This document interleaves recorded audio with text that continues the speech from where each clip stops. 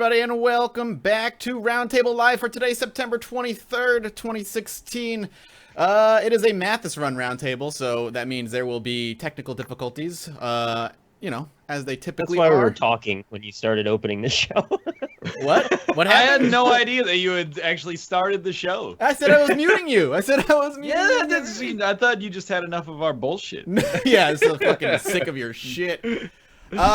Yeah, so thank you guys for coming by. We have no Bear today. Bear is on vacation in Iceland, learning to pronounce weird words and eat weird fish. So we got Rob in his place to take over. Hey, Rob, how's it going? It's going pretty good. I like my picture here. I like the picture for you too. I thought it was. Did you good. mock that up for me, or I did not. I just Googled swag alpaca, and that was what came up. So okay, I was like, like it. So yeah, you're the one who's bug-eyed. I don't know. Yeah. The frame rate thing is something I was mentioning beforehand. For some reason, XSplit and Skype is not working well together. So like I said, technical difficulties whenever I run a podcast. For some reason, something has to break. And Ryan, welcome back from Tokyo. How's it going? Yeah, it's lovely to be here. I miss Roundtable. I actually forgot until about 6 hours ago that we were doing this today. I was like, all right, it's Friday. It's Friday afternoon. We got to get the Roundtable going. So, how Gotta was get those Tokyo, Madrinas mentions out. Not yet. Come on now. Oh, not yet. Okay, never mind. Tokyo was really cool. Tokyo Game Show, which I'm going to talk about a bit later, I guess is really interesting and very strange from a Western perspective. And there's a lot of stuff there that also, like, I had no ability to play because it not only appeals to Japanese people, but it is entirely in Japanese. And I always imagined TGS was just kind of like E3, but, you know, Japanese. Yeah, I mean, I guess so, but they like different games than we do. Like, one day, the first 2 days are just press, so it's so easy to play, like, whatever you want to play. By, like, halfway through the second day, I was like, there's nothing else I want to play. Like, I don't want to wait in line for an hour to play Yakuza 6 in Japanese. I already played, like, all the English stuff here, and then all the stuff that's in Japanese but is going to come out in English. So I kind of got to the point where I was like, I think if you're going to go, you really have to be like, I'm going to play this weird-ass VR dating sim. And then, I'm gonna go to the VR Maid Cafe and stuff like that if you want to really experience what it's like. Out. VR Maid Cafe. Perhaps. Perhaps you did. Haven't you been to a maid cafe before, though? I have been to a maid cafe, and I would never do it again. Really? What are those? Just like one of those, like, I've experienced it, I'm done? Yep. Almost everybody I've talked to about a maid cafe says the same thing, which is like, I thought it was going to be weird, and then it was really weird, and there's no reason to go back. So hit me up just because I'm curious. Maid cafes, in my mind, as somebody who's never been to Japan but have heard of maid cafes, you go in and do the girl sit on your lap and shit. Oh my god! No, all right. Mathis, you're so lewd, Mathis. There's nothing. I thought it was a lewd thing. No, there's nothing sexual about this. There's nothing sexual about it. So what is it? Attractive young ladies in a maid costume come over and fawn over you, and sometimes they'll dance in skimpy outfits. There's nothing sexual about it at all. No, you're missing the point, Matt. There's nothing sexual about this. You can pay them like $50 and then play board games with them in a private room for an hour, but it's not sexual. It's not sexual. You can pay them $50 and go play a board game in a private room for an hour. I actually, by the way, I'm not using that as a euphemism. I believe. No. I'm saying. I'm assuming you mean that like dead serious. I believe you go into a back room and play board games with them. I don't think it's a front for prostitution because I think Japan blow you in the back. Well, I think in Japan they have like legal prostitution. The maid cafe is just like it's like edging or something. Or I really don't know because. It's also like, I'm being ignorant here and not necessarily deliberately so, but everybody I've talked to that doesn't get it, which is the camp that I fall into, is like, why don't you just jerk off? That's what why are you going and paying like $100 to eat food that's really kind of shitty and not very good, and then you're getting served by kind of a stripper, but not really? But they're like, no, just they're cute. I like cute stuff. I don't know. I'm not sure if it's just like that doesn't exist in average North America. Walking into the maid cafe, what was like the average kind of customer you saw in there? When we went in there, it was Kate and I. Yeah. And then there was another tourist couple, but they were like super into it. Like they bought a show the whole restaurant, which was equally awkward. And then just one dude just slamming coffees and like working on his laptop. And that's the dude that I want to have a conversation with. Right? The guy who got the maid cafe every day for like $8 instant coffee. How was the food? Was the food good? The food was actually terrible. All right, that's unfortunate. Went to the Final Fantasy cafe, the Final Fantasy 14 cafe, and the food was okay. Slightly better. Didn't know there was a Final Fantasy 14 cafe. Yeah. I wonder, and I hope this isn't like intolerant or ignorant to say, but I wonder if it's like another higher level of sexual repression where you don't even acknowledge that that's what you're going there for. It's just like, well, no, it's cute. It's just cute. It's just for fun. And inside, you're like, yeah, but I'm going to jack off later. But you can't tell anybody that. That's kind of what I thought. I mean, like, there's not, and you can say this about the service industry in North America. Like, there's the waiters and waitresses are usually, you know, like fairly put together, but there's no ugly At maid least on the outside. Yeah, there's no ugly maid at the maid cafe. They're hired for their attractiveness for sure. It's Like very strange. Aeropostale and American Eagle. Exactly. Yeah, I guess they're cultivating a brand.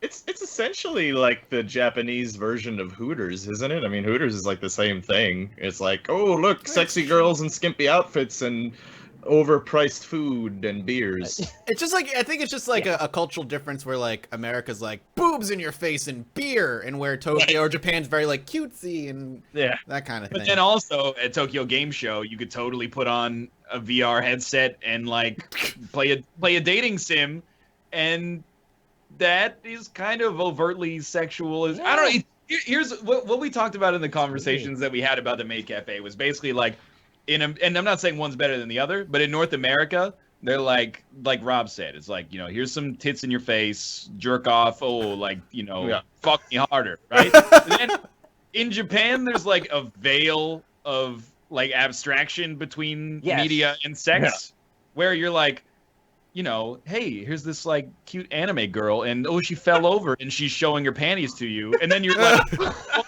that's like sort of softcore pornography, and they go, no, she's just cute. She's just cute showing off her panties like that, and you're like, it's just weird. It's just unusual for my standards, at least. I don't even think we're saying there's anything wrong with it. It's just a difference that we're trying to understand. That's all. As people from North America. Again, and in the West, we're like, you know, if you see like some breasts, you know, you'll be like a pair of breasts and like a Budweiser beer is like a billboard ad, right? In North America, and in Japan, they're like, oh, that's lewd, but they have like cosplayers and professional models at the convention. You can just go take a picture of their ass, and they'll like push it out for you. It's the weirdest thing. It's the weirdest thing about being in Japan. Was like they're like way more sexually reserved and way less sexually reserved. There's like a gulf in just in different ways. Yes. Yeah. Less boobs, more ass. That's what I got. I would say that is possibly fair as well. They've got a declining birth rate. What, Rob? They've got a declining birth rate. That is true. It's so you gotta turn up the horniness.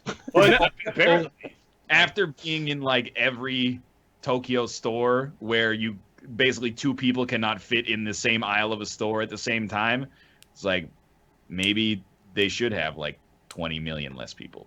Wow, Jesus. I kind of feel that way about every place that I go on Earth, though. Like if I ever see another human being in a store, I'm like, oh, we got too many people. That's why I love summer vacation ending. So Exactly. I go back to Target on a Monday afternoon and there's nobody there. We're antisocial is what we're getting to. Well, we'll get back to Tokyo in a bit. A quick rundown of the docket because none of us have the ability to edit the docket in chat. We'll be talking about the Tokyo Game Show later, more specifically what Ryan saw and what he played. The new YouTube Heroes program, YouTube's new initiative to make things, I guess, more community friendly. Valve removes all of Digital Homicide games from Steam. Please don't sue us, Digital Homicide. We also we're going to be talking about some games like Clustertruck, The Bunker, Everspace, and if there's anything else that pops up, we'll jump into it. Let's talk about Battlerite. I would love to talk about Battlerite as well. Yeah, I'm down. We'll talk about Battlerite. We'll start, though, with everybody's favorite topic. YouTube Heroes program has been announced. The YouTube Heroes program, for those who don't know, you can Google it real quick. But basically, the idea is giving moderation tools to the community. And the more they do a good job moderating, the more points they get. The more points they get, they level up. And each level gives them new powers, which will eventually be level 3, I think. Allows them to mass flag videos for inappropriate content. Removing or reporting comments. Eventually attending like a YouTube Heroes seminar thing. Which is interesting because the announcement video in the beginning, like the first few seconds, I'm like, oh, okay, this is kind of a cool idea. Moderator is something that we've been asking for a while, which you kind of have already. They have editors. Yeah, they have editors, but like actual moderation. And then they're like, oh, and by the way, you can mass flag videos once you reach level 3. That's the part people are freaking out about. Now, I want to preface this by saying every time YouTube comes out with something, there's huge backlash, there's the sky is falling narrative, and then it disappears for a while. And part of me believes that that is exactly what's going to happen with this. The sky is going to fall, people are going to panic, and then it'll mean nothing. It's kind of telling that the announcement video itself about this moderation thing, A, is basically all dislikes, and B, they had to disable the comment section of their video about moderating comments. So it's going over immaculately. I think we're already past the first stage of this because they've gotten to the point where, like you said, they disabled the comments, which is probably them acknowledging that this was a terrible idea. So it's quite possible this will literally not go anywhere at all. I love that Stage 5 also lets you have a conference with an actual YouTube person. Like if you need to talk with someone at YouTube, which we can't often get access to, but the people who are mass flagging our videos can have that access. By the way, is there a single reason why you should ever need to mass flag videos? I couldn't come up with any. That's the weird thing, right? Is like, I mean, like outside of the obvious, like why are they doing this? Is like, why would mass flagging videos be a good thing in any scenario, right? It's like the complete opposite of what we as creators have asked for. Yeah, right, yeah, exactly. But it's like you're asking people to flag videos based on what? The thumbnail? Like, why would you need? Why would you? Interpretation. So basically, what I'm getting is like YouTube has bots that scans tags and titles for inappropriate content. That shit gets flagged. Now moderators can watch the video and see if maybe the video is a terrible thing, and now they can flag the video based on the actual content of the video, not the tags. Which is still a terrible idea, but it's really weird. What worries me about this slightly, and I'm definitely like Mathis, I'm at the point where, you know, every 3 or 4 months there's like a YouTube controversy and everyone tweets, yo, this is the end of YouTube. Thank God I got Patreon. By the way, here's my Patreon link just in case you want to support. Right. But and then it just usually blows over. But this in conjunction with the new notifications for like advertiser unfriendly content that happened 2 months ago or, 6 weeks ago or whatever, where people had some monetization that got disabled and then that was like a month ago. Yeah, very recently. We were talking and we were like, well, it doesn't really strike me as the kind of thing that cascades. Like, it doesn't strike me as they run your videos through the algorithm and then anybody can just flag you for like advertiser inappropriate content like swearing. That's ridiculous. Like, in order to automate that process is not technologically feasible, right? Considering many factors. But the fact that now that stuff might be being outsourced or crowdsourced rather is the only part that makes me think like, is that really what they're going for here? Is obviously we can't watch every video to see if there's inappropriate content, but if we could incentivize millions of people to report content that they find offensive, then we don't have to. And all we have to do is review the reports, I guess, if we get enough of them on a video to see. So, I mean, I doubt that it'll come to that, but it seems like a potentially logical extension of it, which is, I guess, frustrating or a little... Especially if you deal in more sensitive content, which I don't think many of us do. It's a little troubling. Yeah. The other issue that I think we all watch Jim Sterling videos, and one point he brought up that I appreciate and kind of like thought about is in order to be a hero, you have to follow community guidelines, blah blah blah. It's one of those like, well, if they're watching over the moderators, why don't they just do the job in the first place and just monitor the videos themselves? Why do you have to who's watching the Watchmen quote? Yeah, we need heroes for the heroes. It comes across as YouTube being like, we don't want to pay anybody to do this, and we can possibly outsource this to free to a bunch of people who will do it for us. And they have that, of course, their little tag like, we'll moderate our moderators. It's like, well, how about you just moderate the videos yourselves in the first place? Pay a team of people to moderate the videos. But this is a free way that they can do it, and it's already quite like it's blowing up in their face. It already is. Yeah. And you can't expect anybody who's going on YouTube to be impartial with this system. I don't know. It just like I get what you were just saying, Ryan, about how it is sort of the logical extension of the idea, and I think this is largely in response to the last controversy that they had, right? Them trying to like quote unquote fix things.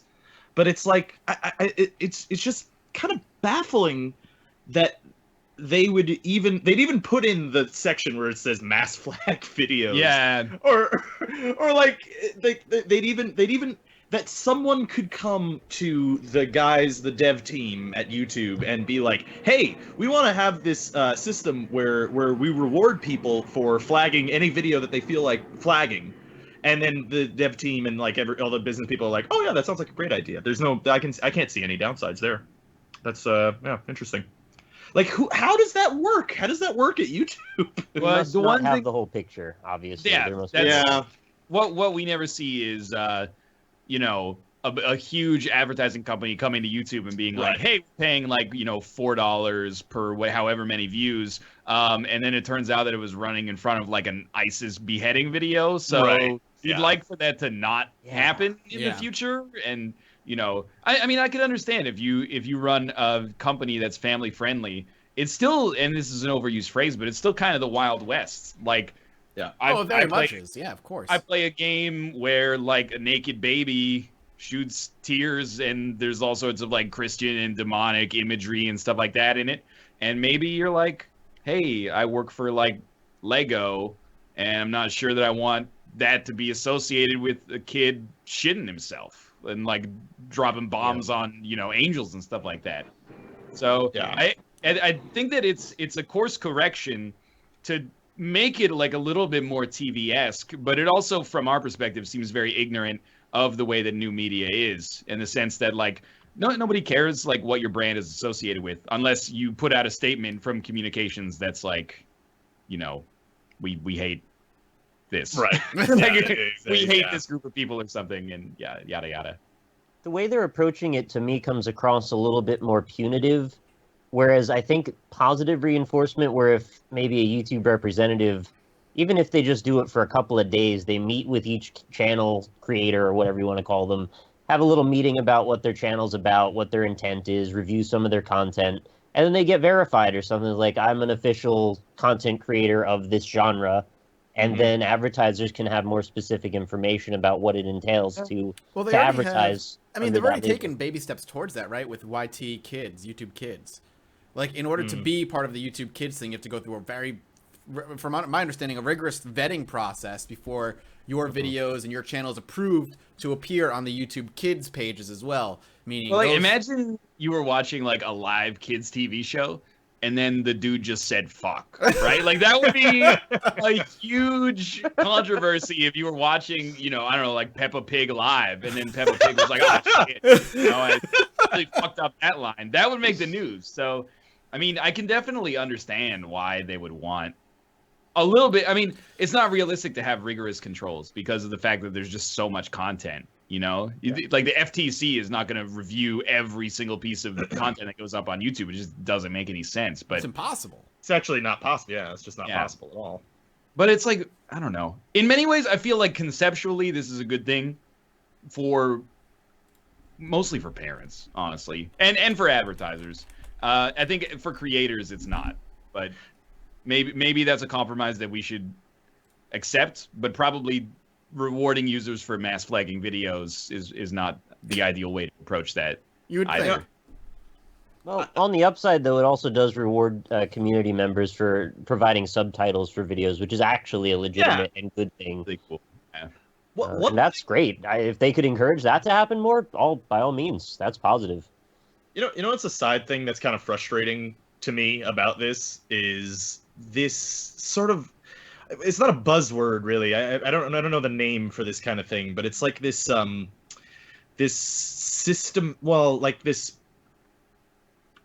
corporate sort of Bowl of Skittles is what you're looking no, at. no, no. like for instance, Twitch. When Twitch launched the cheer program, which I think is fine, and actually now that lots of people have it, like everybody's pretty comfortable with it, and it's a Yeah, I pretty still good. don't like it.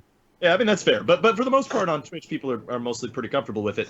But one of the things, in my opinion, that happened there is they were sort of dishonest about what cheering was. Like, you ever really love the streamers that you're watching, and you want to cheer them on and get excited? Yeah. Well, cheer for them with money, and it's like, and it's like that kind of thing is disingenuous, and it makes it feel like you're lying to me. Even if you're not, it makes me feel like you are. And sort of the same kind of thing is happening a bit for me, and this is a completely side thing to every other aspect of this, but like the YouTube Heroes program, when you see the video, it's like this upbeat, happy music, and then be a hero, and it's like, what?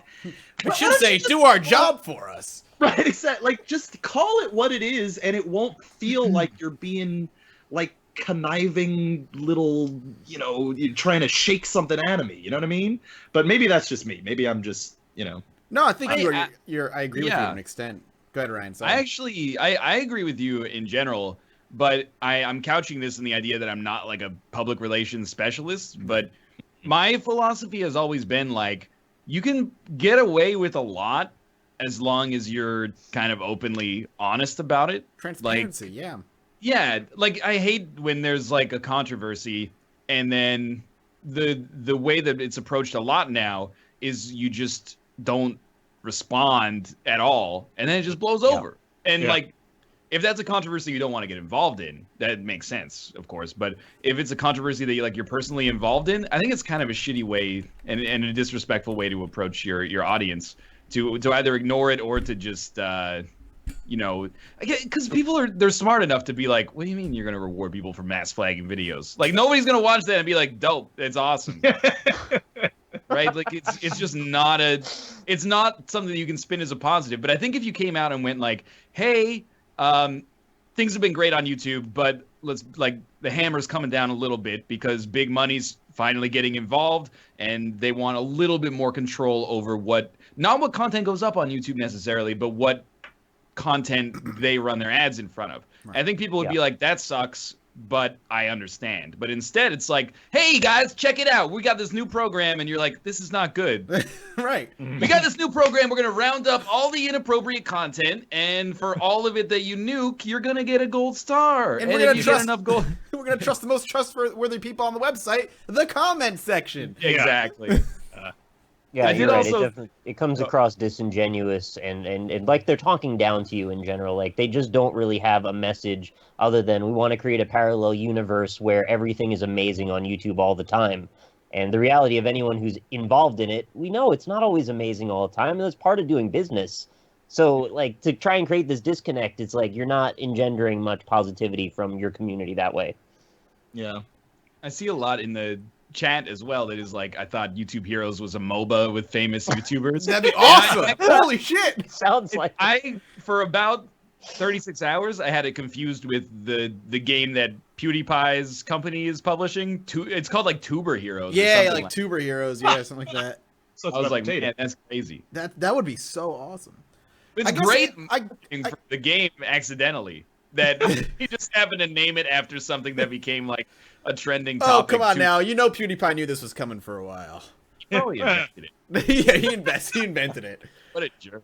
It's just weird, like, to kind of like round out Rob's point before moving on. It's just the internet, in particular, YouTube as a company is fucking terrible with communication. It's impossible to get a hold of them. It's impossible to talk to them.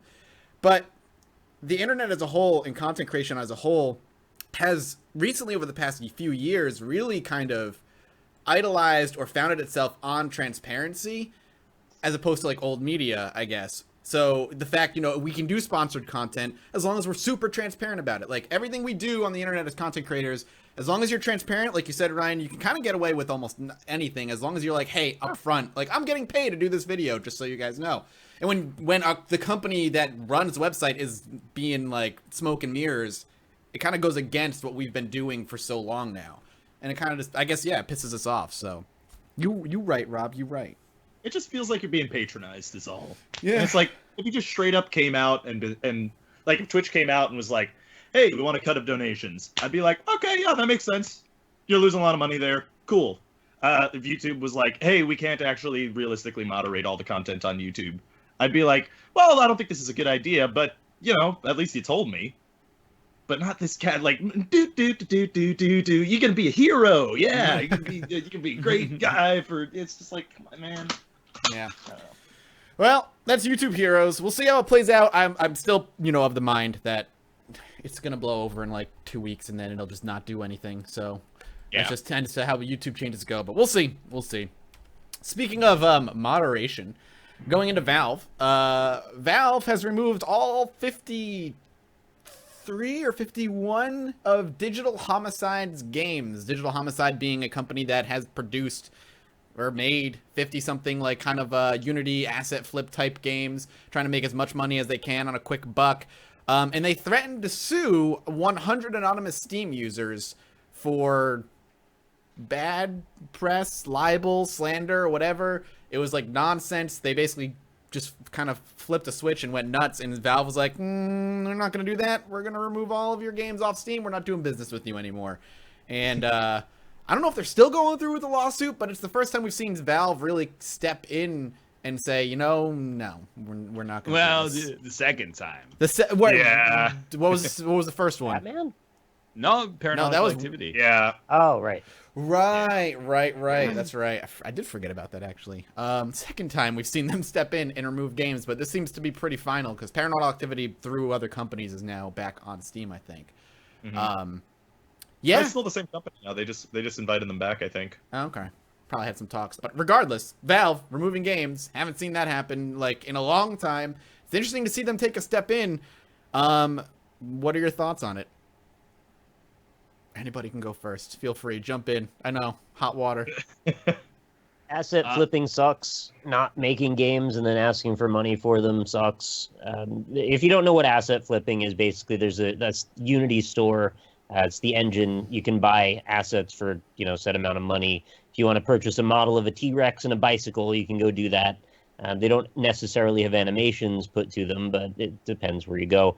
Do the same thing for sound effects, same thing possibly for script libraries and things to create scenarios.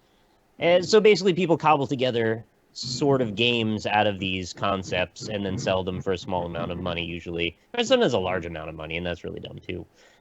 So basically it's sort of like a skin of a game without actually having any meat to it. And I think you should be well within your rights to call out when that's the case for other people so they don't buy that if they find it to be a thing that's distasteful.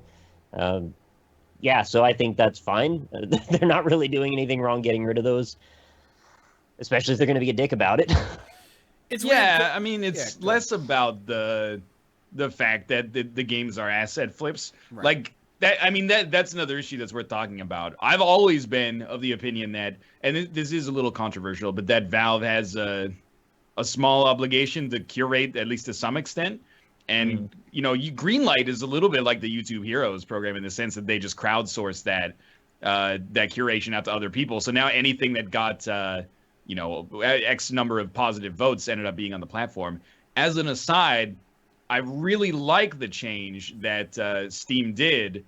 I think it was while I was gone, of removing all the reviews from people who got press copies or people who redeemed a key to buy the game or to get the game, and only including reviews in the aggregate of people who paid for it. That seems very sensible to me, and it was really surprising to see a lot of games go from like 95% positive reviews to like 11% positive reviews as a result of that.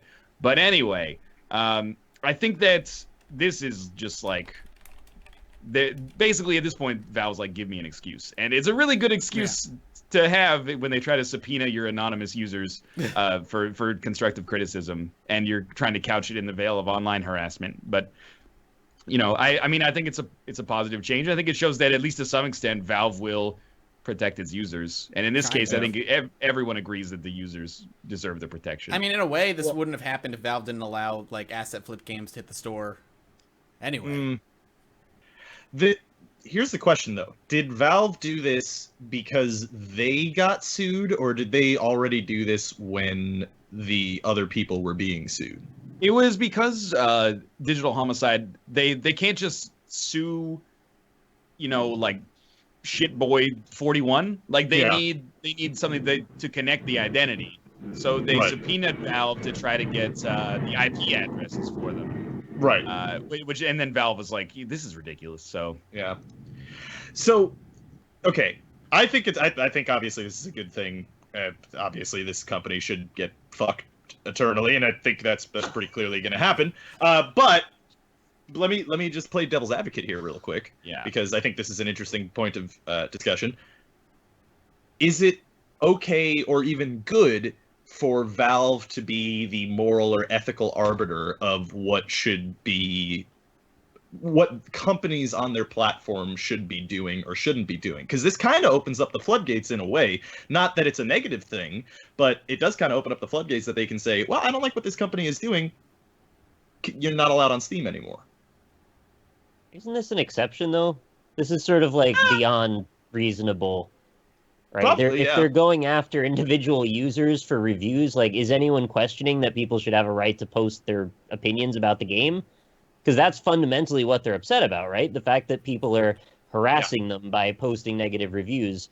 So why would they have recourse to be able to do anything about that? And if they disagree, then they fundamentally disagree on the terms of their business relationship. Henceforth, why they wouldn't want them on their store. Yeah, that's actually what I feel as well. Is like, if it would be a different thing if Valve was like, you can't be on our store because you're like a Republican. That would be really messed up. I think people would be up in arms. Yeah. But because this is specifically like they are antagonizing our users, then I think that gives Valve like a pretty defensible shield to put up and just say like, maybe they have wanted the Digital Homicide games off of Steam for a while. Maybe that's actually been something they've been interested in doing. Now they have like a great excuse to do it because they can't possibly be seen as the bad guy in this situation, I think. Yeah. Mm-hmm. I just wish, like, to a degree, I agree with some of the people in chat that were saying like, this wouldn't be a problem if Valve curated their goddamn store in the first place. Because their games wouldn't have been on Steam and this company wouldn't have existed. Like, it's almost like, I don't know if it's true, but Digital Homicide and companies like them exist purely to work the market of asset flipping games on Steam. You know what I mean? In a very like eBay-esque way, where they make as many quick, dirty games as they can, make as much money from it as they can, then move on to the next one. It's almost like a business in and of itself to quality or quantity over quality on Steam, to make that much money as much as they can. I mean, I know there got to be other companies that do it. And if Steam curated their shit, those companies probably wouldn't exist in at least the capacity that they do now. Now that I think about it, that's really interesting. The idea that these companies exist just to turn and burn as much as they can. Like an Applebee's waiter serving as much dirty food as they can and getting to the next table. The Steam curation thing is a very interesting thing because I wanted, for the most part, like, mostly because, I mean, and maybe it's nostalgia, but I look back to, like, Steam in 2012, and when there was a game that came out on Steam, you're like, the odds are this is pretty good. Yes. Like, and I'm not saying, like, it's an 8 out of 10, but it's probably going to work, and there's probably, like, someone at Valve looked at this and said, this is appropriate to be sold on our platform. Like, this is a level of polish that we'll at least tolerate, even if the content itself is not that good. And now it's, we get like 15 games that come out a day, and then each one has like 3 reviews when it comes out. So you have no idea. You just have to look at the trailer and be like, this looks good, this looks like garbage. But they don't have to. They don't have to curate. But and I think it's, people want it until they don't, I guess is what I'm trying to say. Everybody wants curation. They only want good games to be on the platform. But then they also, if they make a game, they want it to be able to get on Steam easily, because if it's not on Steam, it's a death sentence. Yeah. And people are saying like shit games deserve to exist as well. No one's saying they don't deserve to exist. It's just whether or not they should be on the most ubiquitous PC distribution platform. I mean, before Steam became this mega giant that it is, there were plenty of other sources to get indie games, only they all consolidated and sort of folded in favor of Steam now. And they tried to sort of pick up the reins from that, and I'm not sure they necessarily did it very well. But, it's something. Today alone, I don't know. Today alone, 40 new games have hit the store. 40! Yeah. That's crazy. I mean, to a large degree, I mean, the reason that people moved onto Steam is the same reason that people will get upset over YouTube things or like Twitch things and be like, we're moving a hitbox, and then nobody ever does, is because Right. at the end of the day, you've got the audience on YouTube and Twitch, and you've got the audience on Steam, which is important. But the thing is, they do a small amount of curation at least, right? Until like maybe a year ago, they didn't allow anything porn or porny related stuff on Steam, although now it does seem like they do. And I do have to wonder what their process is for accepting games outside of Greenlight, because obviously not all games go through Greenlight. So I mean, are there like, I mean, I only know how it works in other industries. Like, are there like agents, like companies that are agencies that work through Steam, and Steam just automatically accepts any developer or publisher that's under their umbrella or something? Or does anyone know how that works? I think having a prior relationship with them certainly helps things, but Yeah. you do have to get your foot in the door at some point, and I'm not sure exactly how that works. Yeah, I'm curious about that, really. But You go to a publisher that's already got a relationship with them. right. Well, I that's know, what would like, imagine. what's the name? Arson Games, ARCEN. Yeah. They've been really open in their postmortems for games. Like, they recently came out with a game. It was 30-second Velociraptor or something. I can't remember. Break glass for emergency raptor or some shit like that. That's it. Break glass for emergency raptor. And then they came out with it for like $5, and then a day later they're like, this isn't good enough to sell, so they took it off, and they gave kind of a postmortem, and they basically were very open about it, and they said, like, in 2000, 2011, 2012, it was awesome because we had a relationship with Valve and we could put our games on the platform, and it meant a ton because there was way less competition. And of course, competition is a good thing as well. But, there's way less competition. When a Steam sale happened, we made like tens or even hundreds of thousands of dollars. And even though we didn't make much during the rest of the year, that allowed us to fund development on future stuff. And they're like, now, with a dozen games coming out a day or more, it's really, really hard for those games to get attention. And you can argue, I think, that that's a really good thing, because Mattis and I are probably of the same opinion that the Arson games have largely not been very good. They're so hit or miss. It's so weird with them. Yeah. They do great things like that weird like simulation Bionic Dudes, or there was AI War, which is great. Then there was the Last Federation. That's the other one. And that was like really interesting and weird and good. And then they had like you did. I remember you did a couple videos on some like really bad ones. Shattered Haven was like absolutely terrible in my opinion. And A Valley Without Wind 2, I was also like, this is... Oh my god, that was them. Very good. Yeah. That's when I first knew about them. I wanted that to be good. It's a kernel of a good idea, but the execution was a bit off. It has a lot of... It's a good premise, but the execution is not there. I really like the communications from Arson Games, because they take responsibility when things go wrong, and they really don't have much of a problem being like, that game was kind of shitty. And I think that that's nice to see. And all their games are kind of unique as well. Even if they suck sometimes, at least they're novel. They have like a little nugget of originality. But was Steam better back then? I sort of feel like it's impossible to tease, because there's maybe there's 4 times as many games coming out now. How many more times indie developers are there now than there were in 2010 or 2011? Like, and keep in mind too, they are also now carrying software, movies, a whole variety of other game genres they didn't carry before. Yeah. All of those things competing for front page space and sales space, which is going to also further dilute the chances of even a really good game getting noticed in the midst of all this other stuff. Yeah, no, I agree. I will say though that, like, having been a Steam user since its inception, like, because I played Counter-Strike 1.6 back in the day, and if you were playing Counter-Strike back then, you initially just downloaded it like any other PC game, and then Valve kind of pushed, like, you have to use Steam now. And I remember back then, where are we going?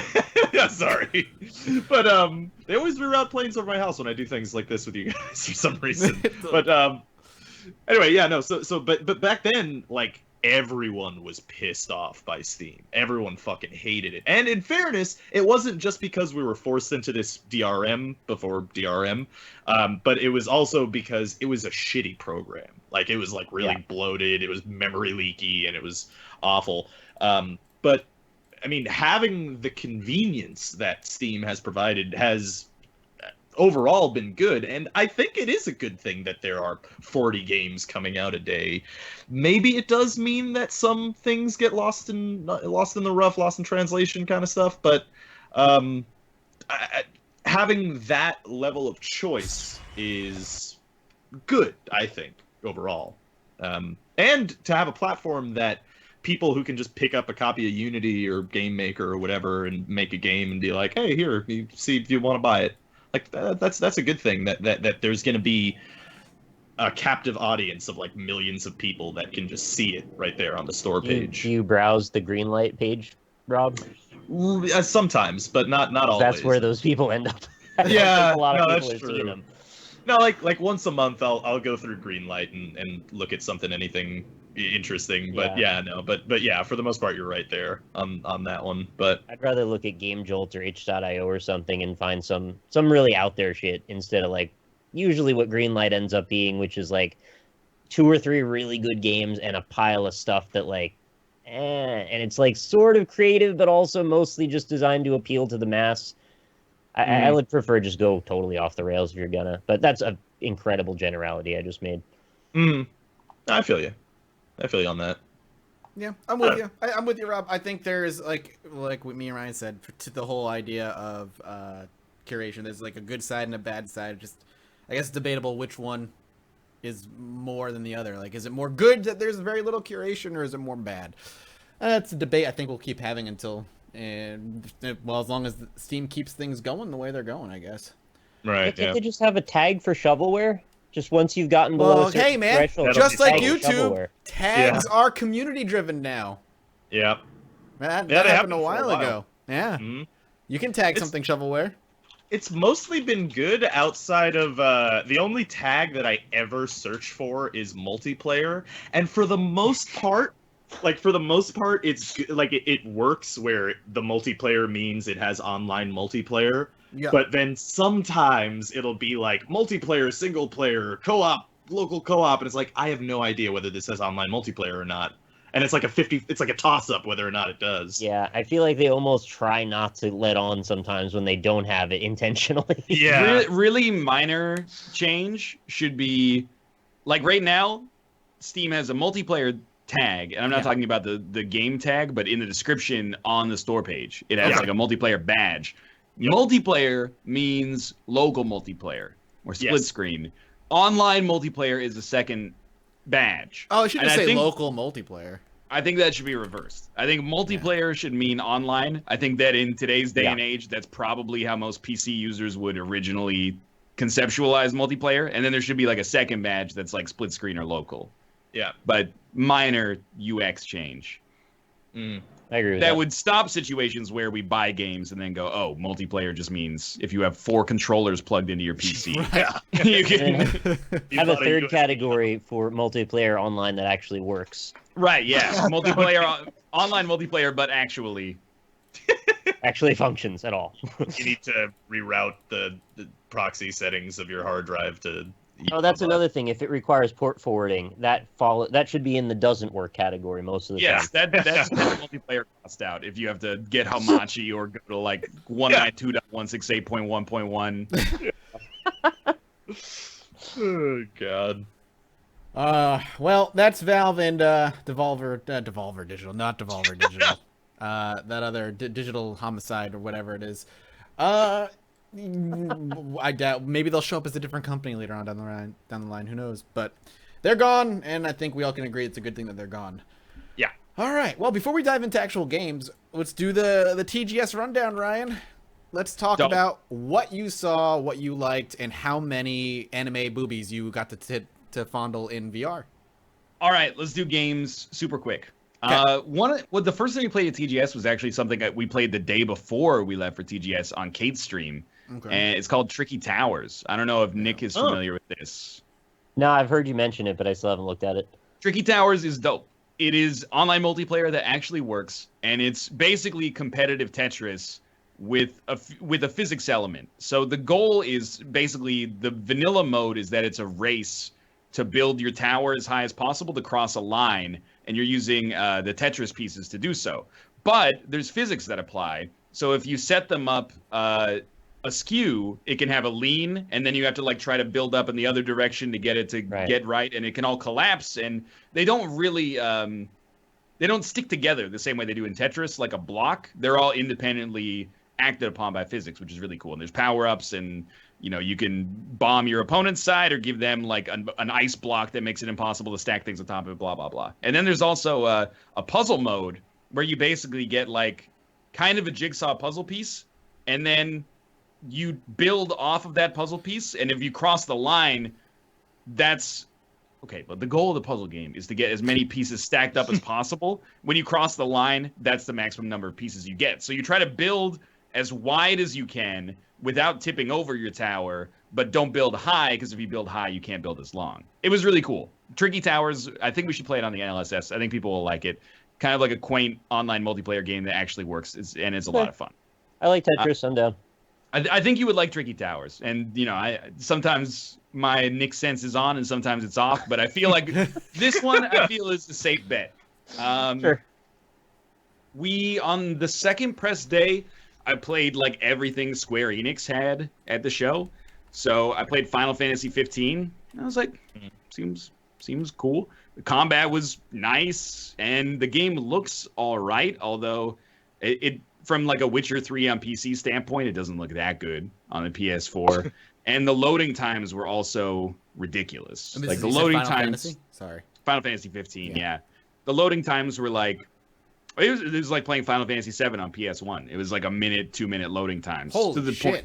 Yeah, sometimes I thought God. that the PS4 Holy actually. shit. Oh. Okay. How so- often did you have to zone though? Was it frequent or? It started with like maybe like a 15 to 20 minute cutscene. Right. So after that, it loaded in the world, and maybe that's what took forever. Apart from that, it seemed relatively seamless. But Oh, cool. there's also I can't recall specifically if whenever you have like a quest cutscene, if it just goes back into the world, or if you have to go like black screen now loading. Yeah. I mean, if it does it sort of like GTA 5, where it's just one really long load at the beginning, I'm kind of okay with that. Yeah, But if same it's here. like a ton of loads, that gets real annoying. Like Yeah. Dark It seems- Souls. I actually. think I Or think it was more Bloodborne, I mean. on like the Bloodborne side actually. But not so rough. good. We'll see. I don't know if I'll actually play it when it comes out, but I don't mean, think I I'm feel gonna. like I will. half the draw, maybe even more than half the draw, is like the cinematic nature of the games. And I'm not, for Yeah. once, I'm not using that as a joke to say that it runs at 30 frames per second, but like that's like you want to get invested in the characters, and Yeah. you're like, oh, this cutscene looks beautiful, right? That's part of it. The demo is in Japanese, so for the first 20 Right. minutes, I was just kind of like tapping my foot, like, I don't know, maybe this is good, maybe Uh, it's horrible.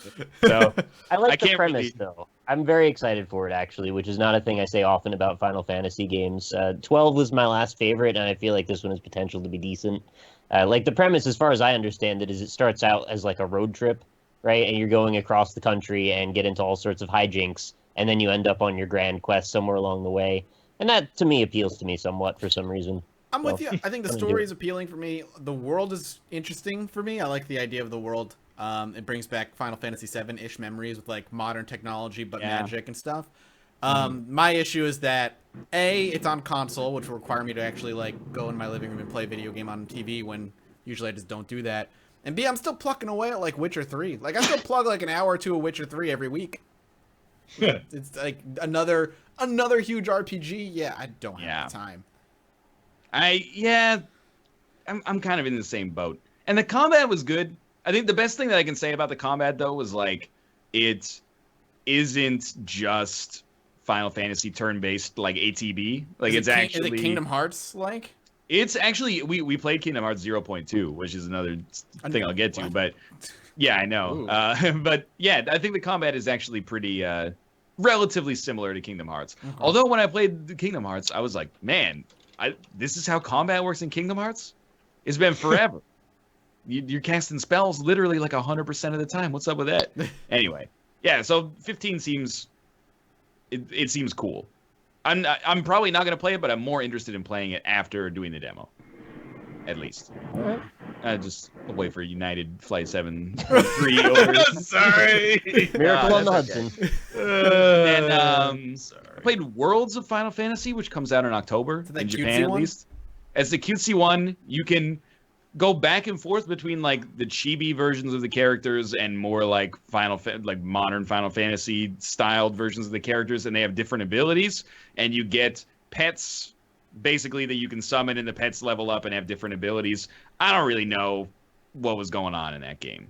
So it's like Pokemon? They made a Fair enough. Pokemon? It is and it isn't. Like the Monster Hunter is coming out with a game, Monster Hunter Stories, that is Pokemon. It's like they're like, we got a colorful cast of monsters, let's make Pokemon. That seems like a great idea. That seems like an idea that could do really well.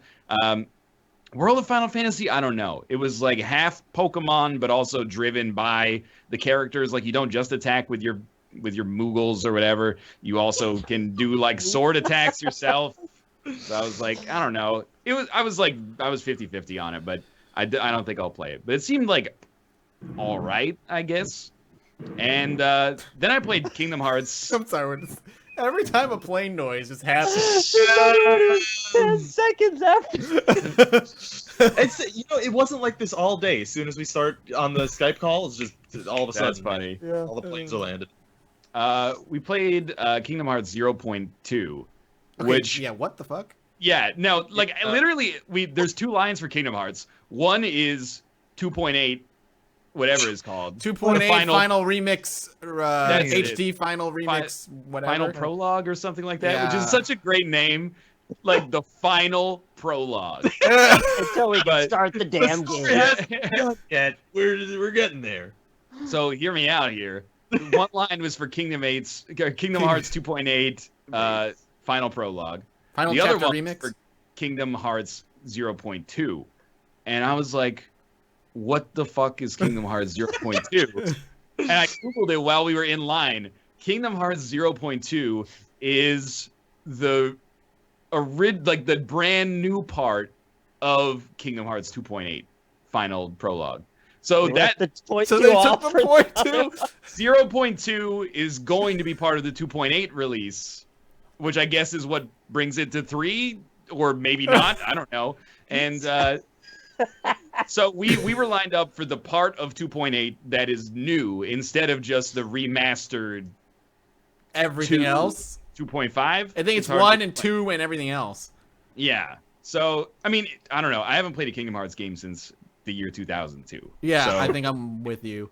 The thing, I actually, I want them like, to sell. I want them to sell Kingdom Hearts 2.8 Final Chapter Remix Prologue or whatever.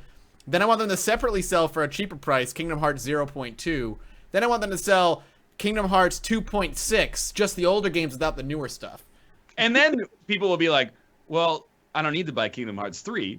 I already own Kingdom Hearts 2.8 and Kingdom Hearts 0.2. Isn't that what Kingdom Hearts is? Like, and actually, like, Oh, God. I was trying to explain this because, like, if you're a Kingdom Hearts super fan, that's cool. Like, that you're into it. But I also have to say, like, they go like, you don't understand. This naming convention is like a little silly, but it makes sense. And you're like, no, you don't understand. If they ever want new people to Right. play Kingdom Hearts games as adults, they need to just call it Kingdom Hearts 3. They need to stop doing this 2.8 fraction shit and just be like, this is Kingdom Hearts, the definitive collection or something. Like, Right, that's just to say, why can't you do Kingdom Hearts Definitive Collection? Boom! Everything in it, a new person can go, that's everything I've missed out on. Let me play Yes. it. Why do you have to be like I want to express that we were in line for the game and didn't know what game we were in line for because the names are so confusing. We're like, we're about to play this, and I can't figure out what game we're about to play because it's like the worst name you could possibly come up with. It makes you wonder why Japanese game companies seem to be perfectly comfortable with the localization teams for their games, just having these like paragraph names for their games. Because you see like a lot of these Japanese games on Steam that are like Naruto Ultimate Shippuden Ninja Blast Tenkaichi DX 47 and a half. And it's like, couldn't the localization team be like, all right, that's straight up ridiculous in English. Like that's maybe we should change this a little bit. At least with Final Fantasy, they're like 10, 10-2, 13, 13-2, 13-3 done. Yeah. Well, there's also spin-off games too. Yeah. True. Those happen. I think, like, from a conceptual standpoint, the second somebody was like, okay, we're going to call this game Final Fantasy X-2, and then you'd be like, well, why don't you just call it Final Fantasy 11? They'd be like, well, no, you don't understand. That's the online. Final Fantasy 11 is another game that we're making at the same time. This is the direct sequel to 10, but 11 is not it. 11's an MMO. So we have to call it 10-2. I'd be like, you know what? Take a week and just come up with something. Then there's a relationship between 11 and 14 where they're both MMOs but not sequels to each other, which is also mind-blowing. You could just be like Final Fantasy X Yuna story. Done. You just be like, Yeah. It might not be easy or elegant, but we have to come up with a better solution so that we don't commit to this 10-2, 13-2, 13-3 bullshit. Like, this is just, it's not a convention that most people understand on first blush. At least, like, we understand it because we're in the industry. I forgot the DS game for Kingdom Hearts was like Kingdom Hearts 358 over 2 days. Yeah, there's Dream Drop Distance, which is a pun because it's 3DS. Yeah. And then there's 358 over 2 days. Yeah. Can we 358 get a over 358 over 2 days? Capcom presents Kingdom Hearts 358 over 2 days, cross Star Ocean Integrity and Faithlessness. 2.8 final remix prologue HD. Final ultimate HD remix prologue. DX 1080p. And a half. God. Play symbol YouTube clickbait. I mean, we played it, and it was Kingdom Hearts. It was Kingdom Hearts. I'm not gonna like out of all this kid with a key. Yes. Out of all the stuff that we played from Square Enix, Kingdom Hearts 0.2 or 2.8 for that matter is the one that I'm like 100% not gonna play because it's Kingdom Hearts needs to for me as a not super fan, they just need to come out with Kingdom Hearts 3 and have it be good. And then I'll be like, if that's great, I'll check it out. But there's no way I'm going to jump. It's like jumping into the Lord of the Rings franchise with the Silmarillion. Like, it's like, you know what? Those movies seem great, but I'd really like to completely neuter my interest in it by reading like an 800-page Old Testament about where Aragorn's balls came from. This doesn't. As someone who's not already invested, that game has nothing to offer anybody, I think. The question is, like, I'll be curious, when Kingdom Hearts 3 comes out, can someone like me who only played 1 and 2, like, play it and be like, okay, I can follow the story? Or is everything from all the side games, updated and everything going to be jammed in and referenced in 3 where I'll be like, I don't fucking know what's happening? That's my worry. It's like you missed 3 years of the NLSS and we're giving you a pop quiz on the memes today. And if you're not on, you're getting off the train. Yeah. Well, I feel like if you take 13 years off from a main series to make side stories, everybody's like, no, you cannot play 3. Great. The next main story should be like a jumping in point. I hope. Well, you would think. Otherwise, unless it's actually just, and I think Square Enix has a bad track record for doing this. They're like, that thing was super successful. Let's milk it for like a decade until like enthusiasm hits an all-time low, and then be like, hey, remember those characters from when you were 14? We're gonna give you the next chapter, and people buy in, and I think that's fine. Like, I think that's okay. But I wish that they just made Kingdom Hearts 3 in like 2007 when people wanted it the most, instead of like all this. But anyway, when I had time to play it back then, I also don't want to punch down because Kingdom Hearts gets, as a franchise, it gets derided a lot, and I think a lot of it's deserved. And if you're a fan, you're probably like, stop, leave Kingdom Hearts alone. But I say we let him go. I can't understand where I fall on Kingdom Hearts. I want to like it, and I enjoyed the first one, but ultimately it's a JRPG about a kid fighting with freaking Disney. Yeah. It's so weird. I never played it. The young me was like a super fan for like 1 and 2. I fucking loved it. The secret endings, I'd read about it. And then I like got older, and now like the older me's like, that shit, like, that's dumb. Like what they've like all of that, like I understand why younger me loved it. I there's still a part of me that would enjoy it.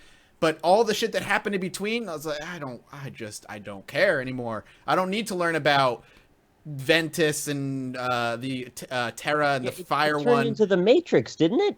Well, it got very Kojima in its story. It got very Metal Gear. Nano machines. Okay. It just got like so. It's very much like Ryan said. They're like, man, this made so much money. What can we do with the story to make it just go forever? And they just like fucking went nuts and retconned things. They bleached it. Yeah, exactly. It's ridiculous. So, whatever. What else did you see, Ryan? So this is not really from an industry standpoint, but they had the new Final Fantasy 14 patch there, and Kate is like a super fan for Didn't Final she Fantasy play 14. The PvP thing there and lost? Yes, but we're gonna get to that story. I remember because the tweet blamed everybody but her. Again, the Thursday and Friday were just press, so it was only other people that had press passes, which was really nice. And then we're like, man, why is this conference center so big? There's nobody here. And then like Saturday, the lineup to get in was literally 3 hours long. We're like, okay, that's why. Because 200,000 people come here on Saturday. So it was like a half-hour wait because the game itself is actually long. You played like a 10-minute or 15-minute PvP versus the other team, but only the winning team got a T-shirt. Oh god! And it's like they bring different T-shirts to every show. So if you really want to collect them all, you gotta win, and you gotta be at the show. So what I'm getting at is like this is a souvenir. Like it's a highly prized souvenir. Kate went through once, she lost. Whatever, it happens. We go eat lunch, and she's like, why don't you go do something else? I'm going to go through the line again to try to win. It's like, I really can't stress enough that there's very little to play at TGS if you're not someone who speaks Japanese. Yeah. So she's like, she went through it again, and she lost again. And I was like, okay, I'll tell you what, we're coming to the end of the press day. I'll line up with you, because I've never played Final Fantasy 14. Moreover, I've never really played an MMO. Oh, no. So what we should do is just get up there, and we'll go on different teams. Oh, you're going to neuter the other team. Voila, one shirt guaranteed, right? But then the dude who's doing the briefing is doing it in Japanese, and I missed my window to get on the other team. So we were on the same team, and we're like, oh, fuck, this is a huge problem. And then I totally smoked it. Turns out the game's real easy. We never even came close to losing. We just dominated the other team. We got 2 shirts. Oh shit! What were you playing? What class? I was playing the Scholar class. So like a mage, basically. It was just a healer. You jumped into an MMO, having never played that MMO or many, if any, MMO before, and played a healer in a raid tense situation, and managed to win. That blows my mind. I'm not gonna. That blows my mind. I told Kate, I was like, just turn it. She pulled up the quick bar, and there's like 40 spells, and I was like, not conceivable. Yeah. I don't know. Give me the top one. Yeah, I was like, you know what? Dota me here. Give me 4 spells, and then she gave me 4 spells, and she's like, okay, use this one when your teammates are low on HP. Use this one when one teammate is really low on HP, and then just use these 2 whenever the cooldown's up. And like, if ever anybody we got this. You can do it. If anybody ever attacks you, just run away. And then that's pretty much what happened. I was like going in there and just healing the tanks, and then someone would attack me, and I just do the ring around the rosy around a wall for like 45 seconds, and then get annoyed and go attack somebody else, and then I just go back and heal. And it works. It worked. That is absolutely. So if you want to pick up Priest, join my guild. I tank in WoW, so if you want to be my healer, jump on in. Just buy a 100 boost, and just there you go. Dude, you guys could pull me into WoW again if we all joined a team and started playing together. Oh man, I'm ready. Bring it on. Work. They released the first raid last week. That. The new raid started last week. Never do that. Don't tempt me. They did someone did this calculation how much gold you need to spend to do the mythic difficulty raid for the new raid, which is the hardest difficulty, and you need over 500,000 gold and potions to get through the raid. Is that a lot? That is a lot.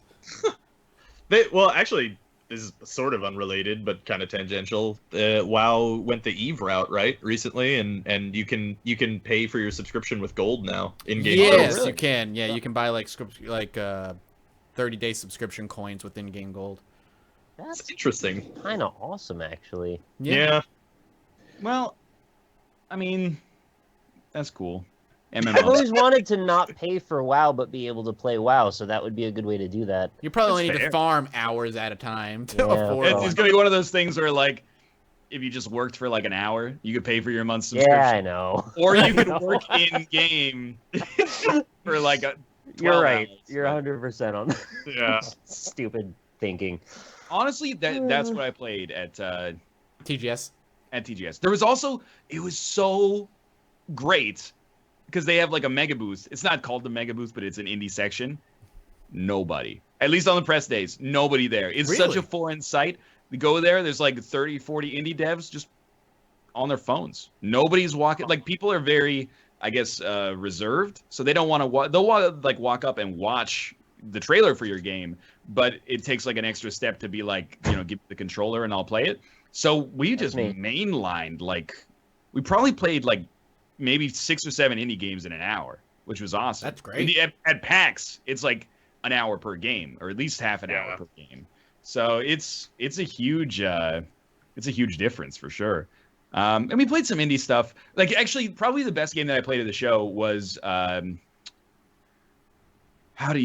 it's Aider, I think is the way it's pronounced. It's the Dark Souls. EIDR. Yeah, I Yeah. know that game. The isometric Dark Souls from Devolver Digital. It is Dark Souls. Like Salt and Sanctuary, the way that people are like, it's a Souls-like. No, Salt and Sanctuary is Dark Souls in exactly the same way that Aider is Dark Souls. Same interface, same everything. Right. Like even to the point where like the icons for weapons, how it's like half the sword like sunk into something, like that was exactly the same. Okay.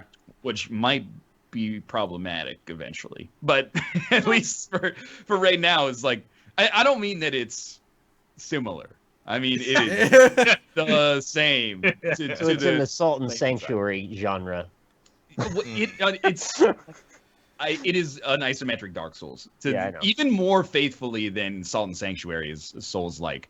And it was good. I had a really good time with it.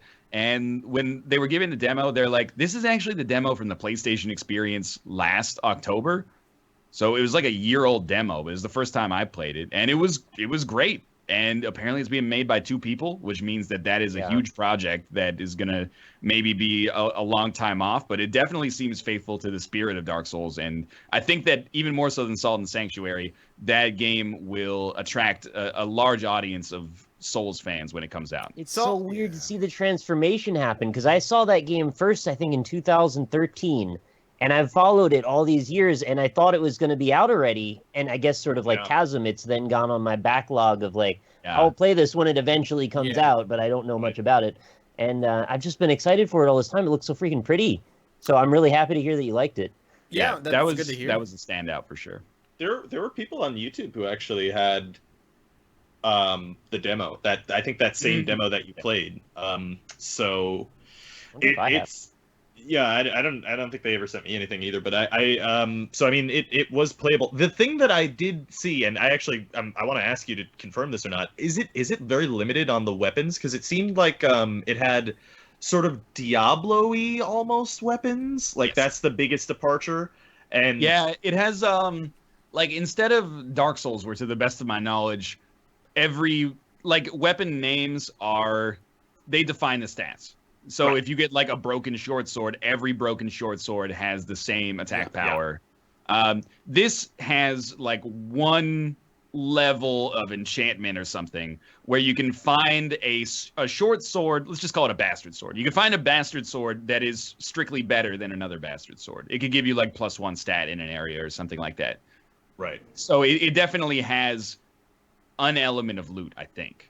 Yeah, which is interesting, but then at the same time, in the demos that I saw, it seemed like there were only like 3 weapon sets, and every weapon that you kind of picked up in those departments were all kind of the same in their powers. And not that Dark Souls has that many different move sets for weapons either, but I mean, that's what it seemed like to me. So that was only like a potential future problem area way down the line, maybe, I don't know. So I just literally I started the demo and I played one life for like 14 minutes. So I didn't see like anything more, I guess, more granular than just mechanics, like basic mechanics stuff. But But I will say, like, archery was really strong because That's good. the arrows that you shoot, you can pick up again even if they hit an enemy. Oh. Nice. Oh. So it basically became like, if the way that you handled Dark Souls 1 was hitting an enemy with an arrow and then kiting them and then just fighting them one-on-one, it was actually, like, at least in the demo, it was even easier than that. Because there'd be, like, 2 enemies, you just fire, like, 3 shots at one, kill it, melee attack the other one to death, and then pick up the other 3 arrows to use again. That But sounds fun. Yeah, that sounds pretty I'm cool. into it. Like, Yeah. I'm totally in for another Souls-like game. Sanctuary never grabbed me. I played it. I didn't really like a lot of its mechanics, but I've seen Ader. It was beautiful from what I've seen. I feel like I've seen at least pictures of it or in motion for years now. Yeah. So I'm I emailed them and they said they added me to the press list, and that's the last I heard. Yeah. so yeah. That was a Fingers year and a half crossed ago. because I love Dark Souls 3 and I was itching for more Dark Souls-like games after. So and, awesome. well, I was waiting in line. I played a lot of Hearthstone. nice. And that game is in a really bad spot right now, competitively, because one deck is just like heads and tails above everything else. So That happens with Hearthstone like every few months. yeah, this is like really bad though. Like oftentimes people on the Hearthstone subreddit, and they're angry like at everything always. yeah. But Yeah. they're like this is actually the worst the meta has ever been. And like one deck crushes everything, but you can build a deck that counters that deck. But that means like 1 out of every 3 games you're gonna have like ruin someone's day, and then the other 2 out of 3 games is just gonna be 50-50. So Yeah, that sucks. so I built the shitty, like, the deck that everyone hates because it's super good, and I've just been rolling face with that. It's been a great time. Oh, Hearthstone. Hearthstone is just one of those games where, like a lot of Blizzard games, it just doesn't know if it wants to be competitive or casual and tries to do both. Like every Blizzard game. As I said, like pretty much every Blizzard game, yeah. Yeah. They just need to, like, in my opinion, they need to be faster with nerfs. Like, the deck, the Shaman deck is just stupid right now, and, I mean, I don't want to get too into it because it's one of those conversations that's very insular, and if you don't play Hearthstone, you don't care. Right. But effectively, there's like a 1 mana 1/3 that gets stronger when you play overloaded minions, and then there's a 4 mana 7/7 that overloads. So by like turn 3, you can have like a 7/7 and a 3/3 or a 5/3 on the board, Oh, which is God. just ridiculous. And then the opponent just goes amazing, and they concede, and that's win that deck. And if they keep playing, you just hit them in the face, and then They die. they go down to like they go from 30 to 11 on like turn 4, and then they concede. So that game's fucked right now, but it's a great time if you're okay with playing Play Magic, shitty man. Magic the tryhard. Gathering online. Dude, I'm super excited for Kaladesh. Like, that said, as long as I've been back into Magic, which is around the same time that you got back in with Origins, Yeah. Kaladesh is the set that has excited me. Really? Or the set that's excited me the most. That looks really cool. But I digress. So that's it for your TGS talk? Yeah, more or less. All right. Well, now we're going to get into some actual games then. I'm going to throw it to Rob and Nick first and talk about Everspace, because I have not played Everspace. I have a code. I have it on Steam. I haven't played it. But you seem to like it, Nick. Rob, you've played it, I think, as well, right? Yep. And did you play Everspace at all, Ryan? No? All right. Nick, what is Everspace? You're missing out, Mathis. You got to get on this train. This I'll is get leaving on the it. station right now. The Oh, final shit. station awaits. The final state? I love the final station. All right, so we're dealing with a game here that essentially takes a bunch of sort of disparate concepts and puts them together in a fun way. We're talking a little bit of Star Fox. We're talking a little bit of Okay. 6 Degrees of Freedom, like Descent style gameplay with really tight controls. We're talking a little bit of Rogue Legacy for the way the death system works. The Basically, you progression run, system? Yeah, the progression system. It's got a procedurally generated chunk of different space areas Cool. that over time you add up, you grab resources. When you lose that run, you end up putting a bunch of points into different talents, which then gives you a better chance of surviving on the next go. And it's got a little bit of a very minor, maybe FTL influence in that there's some sort of emergent moments that can come up based on what you do. But the game is absolutely stunning. One of the prettiest space games I've played. And I believe it hits that sweet spot of what people wanted out of the No Man's Sky space exploration moment, where it's not about exploring planets, it's really about more dogfighting and just really fast, intense combat with a good degree of variability, a bunch of different things you can discover along the way, and just a beautiful landscape as well. So my experience with it so far, I think I've played about 3 hours, maybe a little more than that. And I haven't survived for more than the first sector, because the way the game is broken up, it's got like a branching path system where you can go through maybe 4 or 5 different zones. That leads you to a sector gate that sort of like takes you down a floor like in Isaac, or takes you to the next area. And then you start over again in another chunk of areas that then gets harder and harder. There may or may not be a battalion of spaceships chasing to try to kill you. I couldn't really tell, but every so often it seemed like if I stayed in the same zone for too long, I would just instantly die because this freaking fleet would zoom in. But that might have just been coincidence. There was enough to see and do, though, that it made me want to keep playing it over and over and see if I could discover new loot, different types of augmentations for my ship, better weapons, and just mess around with it and see what happens. What was your take on it, Rob?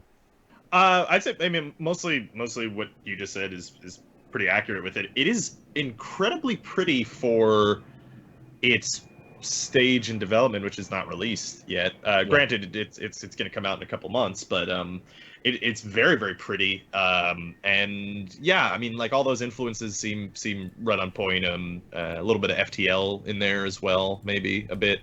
But overall, I mean, it's a gorgeous game, and it's fun initially as well, which is good. I mean, it controls sort of like what was that game? Freelancer. I think Like any of the 6 Degrees of Freedom games, where you basically can look in any direction at any time, and the controls are super tight too.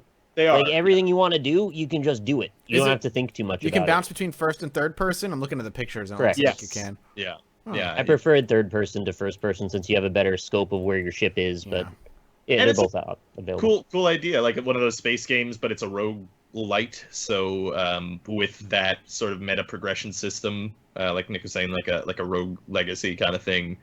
And I mean, it's really fun. The dogfighting feels fun. The exploring things feels fun. I haven't. I didn't get to the second sector. Are there different biomes, Nick, for lack of a better word? I only got there once, and it looked slightly different, but I couldn't tell if it was as different, like more different than any of the other sectors were to each other, or the different zones. It might have just been the same group of things it was choosing from. I couldn't tell. Right. Inexperience, unfortunately. Mm-hmm. Yeah, but I mean, overall, it was a lot of fun, and it's still not out yet, but incredibly polished for the point it's one of at. the most polished pre-release games I've played maybe ever, actually. It was basically done now, only they're just going to add more content. Honestly, it's kind of almost even also a testament to UE4, because that's an indie game that looks like a AAA title, honestly. Like that, like Sony could have published that and I would have been like, oh yeah, that doesn't look like it's a that makes sense. You know what I mean? It is priced accordingly, though. I think it's $35. Oh, well, at the moment, but I think that's fair. I mean, it seems like the type of thing you can get quite a bit of playtime out of, and especially if they're adding more ships and more structures, more enemies, more weapons, like all of that stuff is going to extend the gameplay. And I don't know what the end game is like or how deep it is even, but for the few hours I got to play it, I really did want to play more. Yeah. Cool. Here's the question I have, because I'm looking at the trailer and it looks very nice, actually. Not just graphically, but like the way that they've cut the trailer at least looks really nice from a weapon standpoint. Mm-hmm. Like there's that cool, like weird spider bomb you shoot out that has like multiple nodes and like lightning bolts connecting it. And then like a sweet like plasma cutter that you actually like draw a line of plasma on the ship. Does it have, first off, I guess is like, does it have localized damage? Like, does it actually matter the way that you do that, or like what part of the ship you hit? No, I think it's just an overall. There's a shield and then a hull, and once you break through the shield, then it's just an amount of percentage until the ship explodes. I don't believe the damage is localized, no. But however, it does. You can sort of FTL take out certain systems on ships, or get certain systems. There's taken out on EMPs and yours. stuff. Yeah. Okay. Yeah. Like, so you could like fly around to the back of the ship and shoot out the engines or something. Yeah. Yeah. Well, you could do it. I don't know if it would take out the engines necessarily, but in some situations, perhaps. Yeah. Okay. The other thing is, how is the actual combat? Because my experience, at least with roguelikes, is like the overarching meta game of grabbing items and permanent improvements and stuff like that make your future runs easier, is that it's kind of secondary to it actually being fun in the moment. And this looks like it could be, but I don't know because I haven't played it firsthand. Personally, I found it more fun in the moment than the meta progression led me to believe, because I actually am usually the opposite. Like for Rogue Legacy, the moment-to-moment gameplay was almost secondary to the overall upgrades. In this case, the game is fun in its own right, in my opinion. Okay. Yeah. Because like what I'm getting at, like while beating around the bush, is that I wonder if the combat becomes repetitive after like 3 runs, because that ends up being the problem in like every roguelike that I play that isn't a 9 or a 10 out of 10. You go like you do like 2 runs and you're like, oh, it's like fun-ish, but I never want to play it again. It's a nice split between, there's some combat that'll happen usually right at the beginning of the run, then you get a moment of break to go look around for some resources in the sector you're in.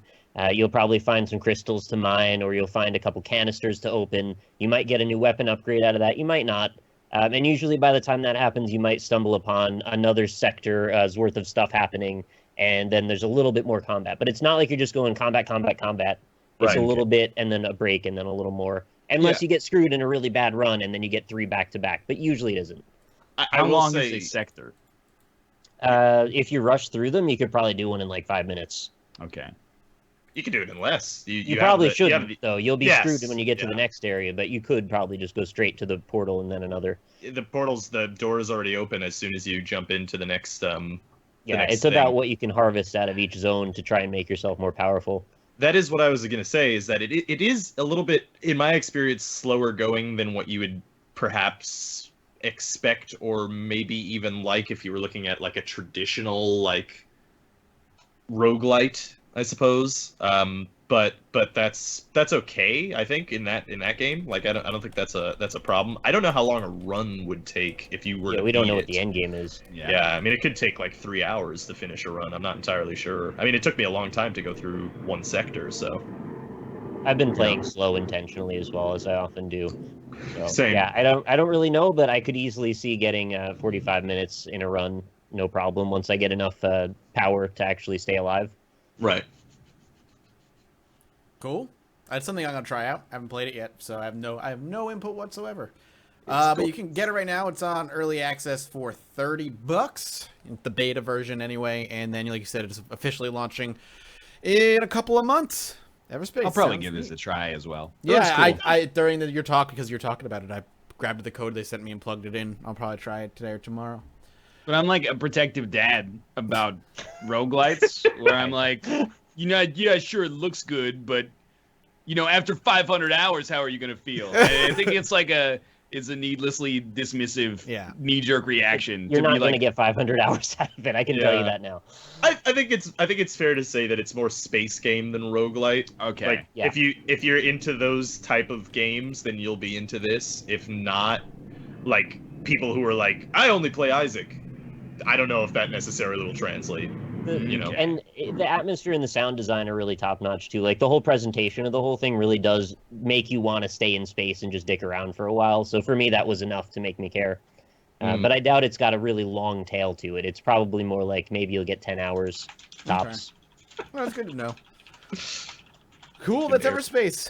Like I said, $30. You can grab it on Steam right now for the early access, and it'll be out in a couple of months otherwise.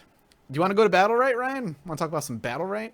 Let's do Battlerite. Battlerite is a game that looked super generic to me. Like, it looked like a game that you would see an ad for while you were watching an NFL football game. And then, like, Juliana Margulies would be like, will you be my hero or something like that? But it's actually really, really fun. And I'm going to explain this in the way that I think sells it the best. I think that the trailer it's an uphill battle. But Battlerite is... imagine you started a MOBA at level 25. Okay. No creeps, no towers. The only objective is to kill the other units. And that's it. You spawn in with all of your abilities, and you just fight. Which can be very overwhelming for a new person. Just putting that out there. Yes, and I do think that it's more accessible than a MOBA, but there are like every character has not only like 6 skills, but they also have the ability to augment those like fighting game style with the power meter. But basically it's a MOBA, but instead of all the characteristics of a MOBA, you just fight. So there's no farming, you just fight each other.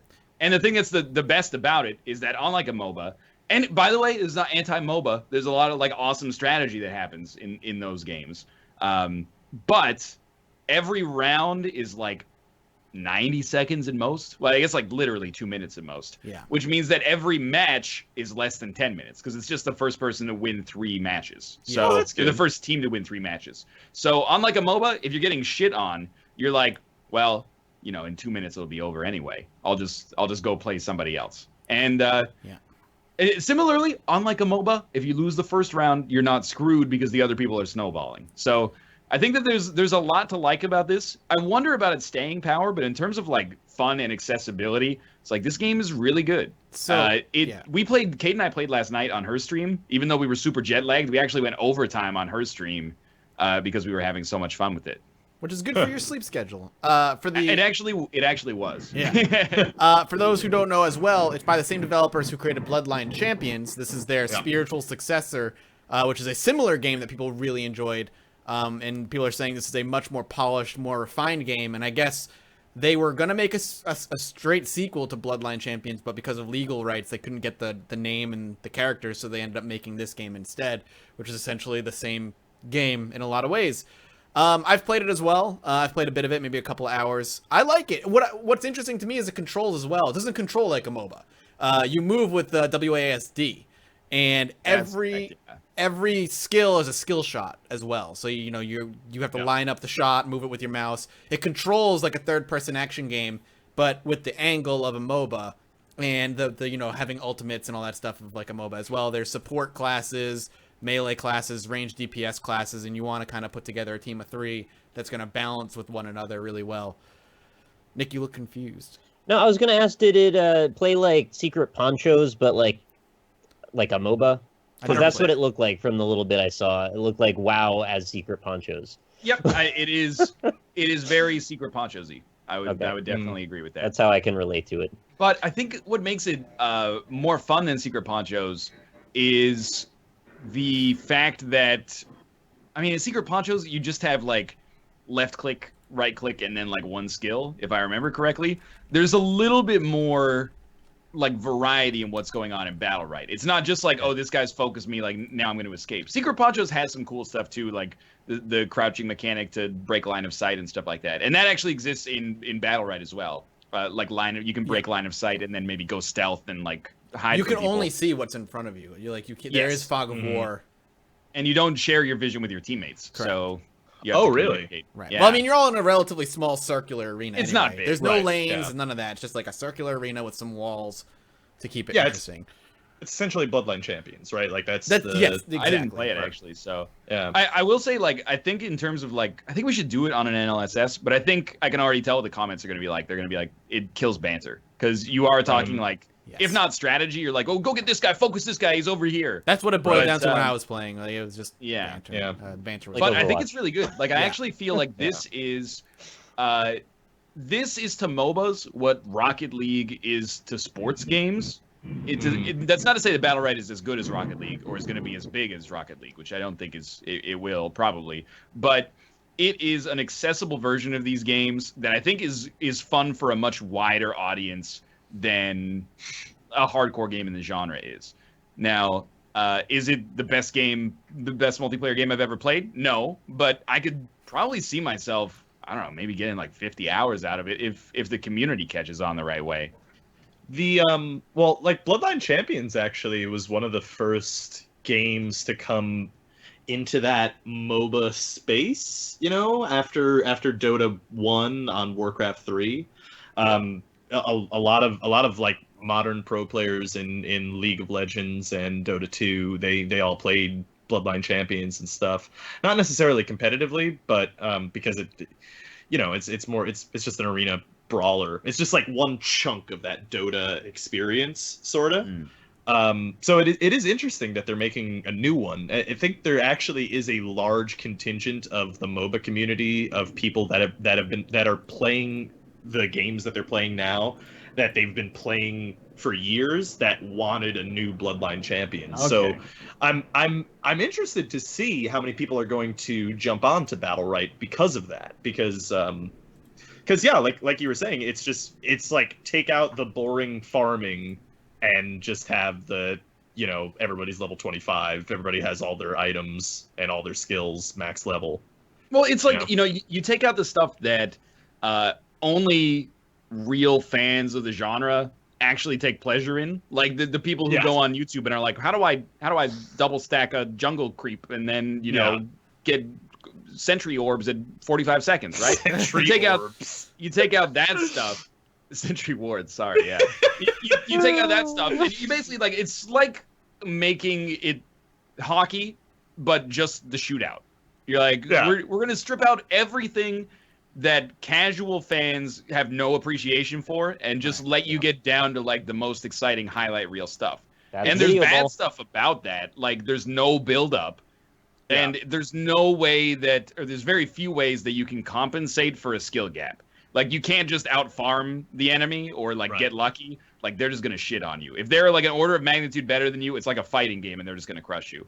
But it really is just, like, a distillation of the exciting parts of MOBA without the build-up, which means that you don't come as hard when you finally climax, but you are climaxing more often. It's like Dota Jam or Dota Blitz. Yeah, that's a great way to describe it, is Dota Jam. Yeah. I like it. It's also Magical Wizard Wars, but without the Mavis Beacon teaches typing aspect of creating spells on the go. Yeah. Oh, Wizard Wars. Man, I wanted that game to be great. As far as I'm concerned, that game is great, and the mankind made it. That game was too pure to survive. We are the monsters, is what I'm trying to say. I still think Wizard Wars is like one of the best games that has never caught on, but that's, too much, man. There's too much. Too many spell combos to remember. I think that's it. Is that everybody plays Invoker? Overwhelming, and then you're like, well, Dika is throwing a big rock at me. What do I do? Well, here's the 15 different ways that you could do that. You could press DWE and then middle click and then protect yourself from rocks. You could press EEE middle click and put a dome over yourself. And they're like, I'm just gonna fucking do something else. How about that? Well, it did. Magical Wizard Wars for me was like everybody plays Invoker. That's what it was for me. Yeah. And that's too much for my brain. I can't do it. I quit Dota several months ago. Oh, congratulations. 2,500 hours in it, which I'm not proud of. Never played Invoker one time. And I'm still happy that I never did that. Dude, Invoker's really fun, but I guess like the writing was on the wall that Wizard Wars couldn't do well, because that's like the average Dota fan's experience with Invoker is like, why would I want 10 spells? I've already got 4. Right. Pretty much. It's crazy. I would suggest, check out Battlerite, guys. It's absolutely, if you're into that Dota style, like PvP minus like the farming and all that stuff, Battlerite is really, really fun. I'll be interested to see what the community's like a few weeks from now, but it's $18 US. The response is overwhelmingly positive, which is great. The only thing I would say is it's gonna be free to play when it comes out. Oh, it is? Oh, it's not out. Oh, it's early access. Didn't realize. It's early access. Okay. So like it's gonna be free to play when it comes out, I think. But it's like $20 for now, or $20 for now, while they figure out how they're actually going to do free to play when it's out. I think it's worth $20, but it may also be one of those things where you can wait and get it for free later to try it out. But if you buy it now, at least they're promising you get all the future champions they're ever going to release. So it's almost like an Overwatch situation if you buy it now, or you can do like the free to play Overwatch when it comes out. Did you get a sick mount? You do get mounts, actually. No, I know. Did you get one? Because I have extra if you want one. I don't think I have a special mount yet, no. But I I'll know get you a mount. They have streamer-specific mounts, right? Yeah. Actually, the mount thing is kind of stupid because you get on your mount to start. Yeah. And then you engage, get off your mount, and then you never see it again. The mount is literally just 2 seconds. You're on the mount for 2 seconds. Paladins? You can get on it again and then like, ride away, but most of the time you get aggroed. No, And- good luck getting away from half these champions. They're a champion, like, almost every team is going to have a champion that focuses on, like, being mobile or making sure you're not. Yeah. They're all gap closers, right? Oh, there's a lot of gap closers, yeah. Yeah. I actually think, at least for all the heroes that I played, have a gap closer or an escape. But the way that they balance it is that, I mean, this is getting pretty inside baseball, but like some of them, the cheap ones are just a cooldown, like so you can use it pretty frequently. And then like some of the other characters, there's a support who has an escape, but it has a long cooldown and it uses the energy that builds into her ultimate. So there's the trade-off of like, well, I need to escape, but it's going to make it so I don't get my ultimate as fast. And that's like, That's interesting. that de-incentivizes the use of the escape there, which makes her a much worse character to once she gets aggro, she's fucked. Question: are all heroes unlocked from the get-go, or do you have to pay with? Yep, no. Really? Okay. The free to play, when it comes out as free to play, who knows? But Right. right now, like, pay for it, yeah. That is really cool. I mean, I think you correct me on this one. I don't know what the default mode is. If it's meant to be like 2v2 or it's meant to be 3v3. Yeah, I don't know. But Kate and I played a bunch of 2v2, and I actually really like that in 2v2 you can't have a boilerplate composition. Like you can't just be like healer, tank, DPS. You can't have everybody. So you have to kind of like, it's almost like a little rock, paper, scissors to start. There's teams that you find that go like double tank. There's teams that go double support. There's teams that go double DPS. And there's a lot of teams that we found that go like tank DPS or sorry, a tank healer or DPS healer. But you can kind of exploit that. Like if they're missing something that you have, then you're in a really good spot. Like if you're playing double DPS and you go up against a healer in DPS, you're probably going to win because you can just get to the healer, crush them. I'm curious about that too. How hard are the counters in that game? Because Overwatch So kind hard. of. Well, no, because I want to say like in Overwatch everything's kind of a soft counter as opposed to like, something like Dota or League of Legends where like if this hero's out and you pick this hero, you're gonna shut down what that hero does, right? Like, and is it like if I were to pick, a tank and a healer versus two tanks, will I just straight up lose because I can't damage them enough?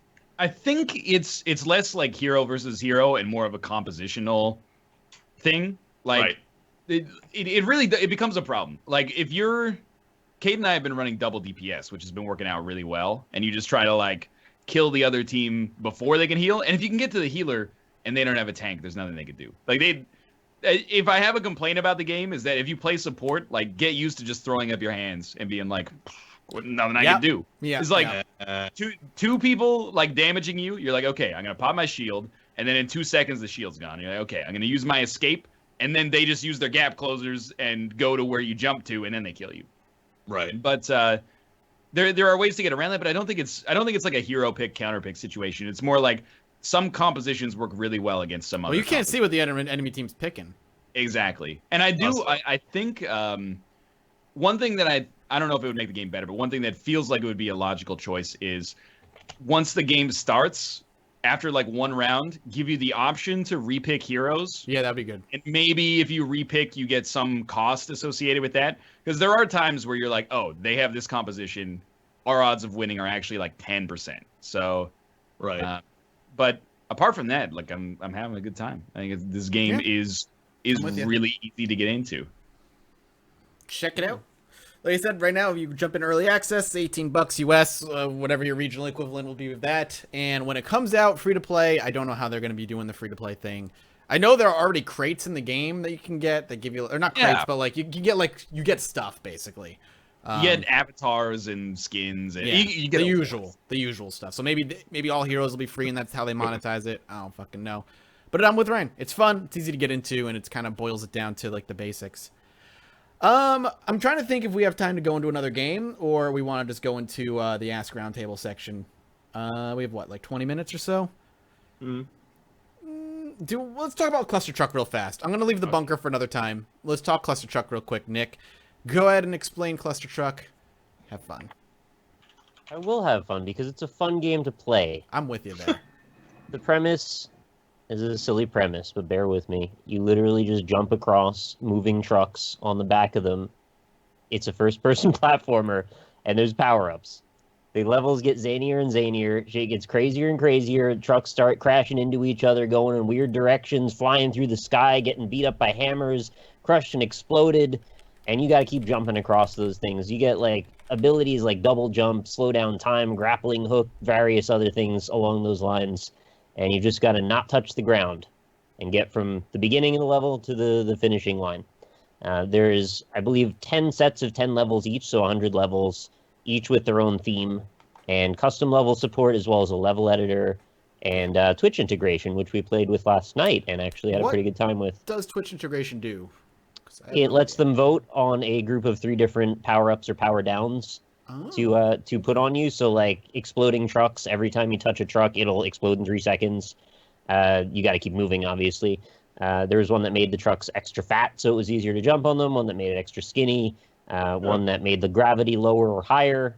So, you know, a variety of things like that. There's also laser trucks. They really enjoyed giving me laser trucks and Earthquake.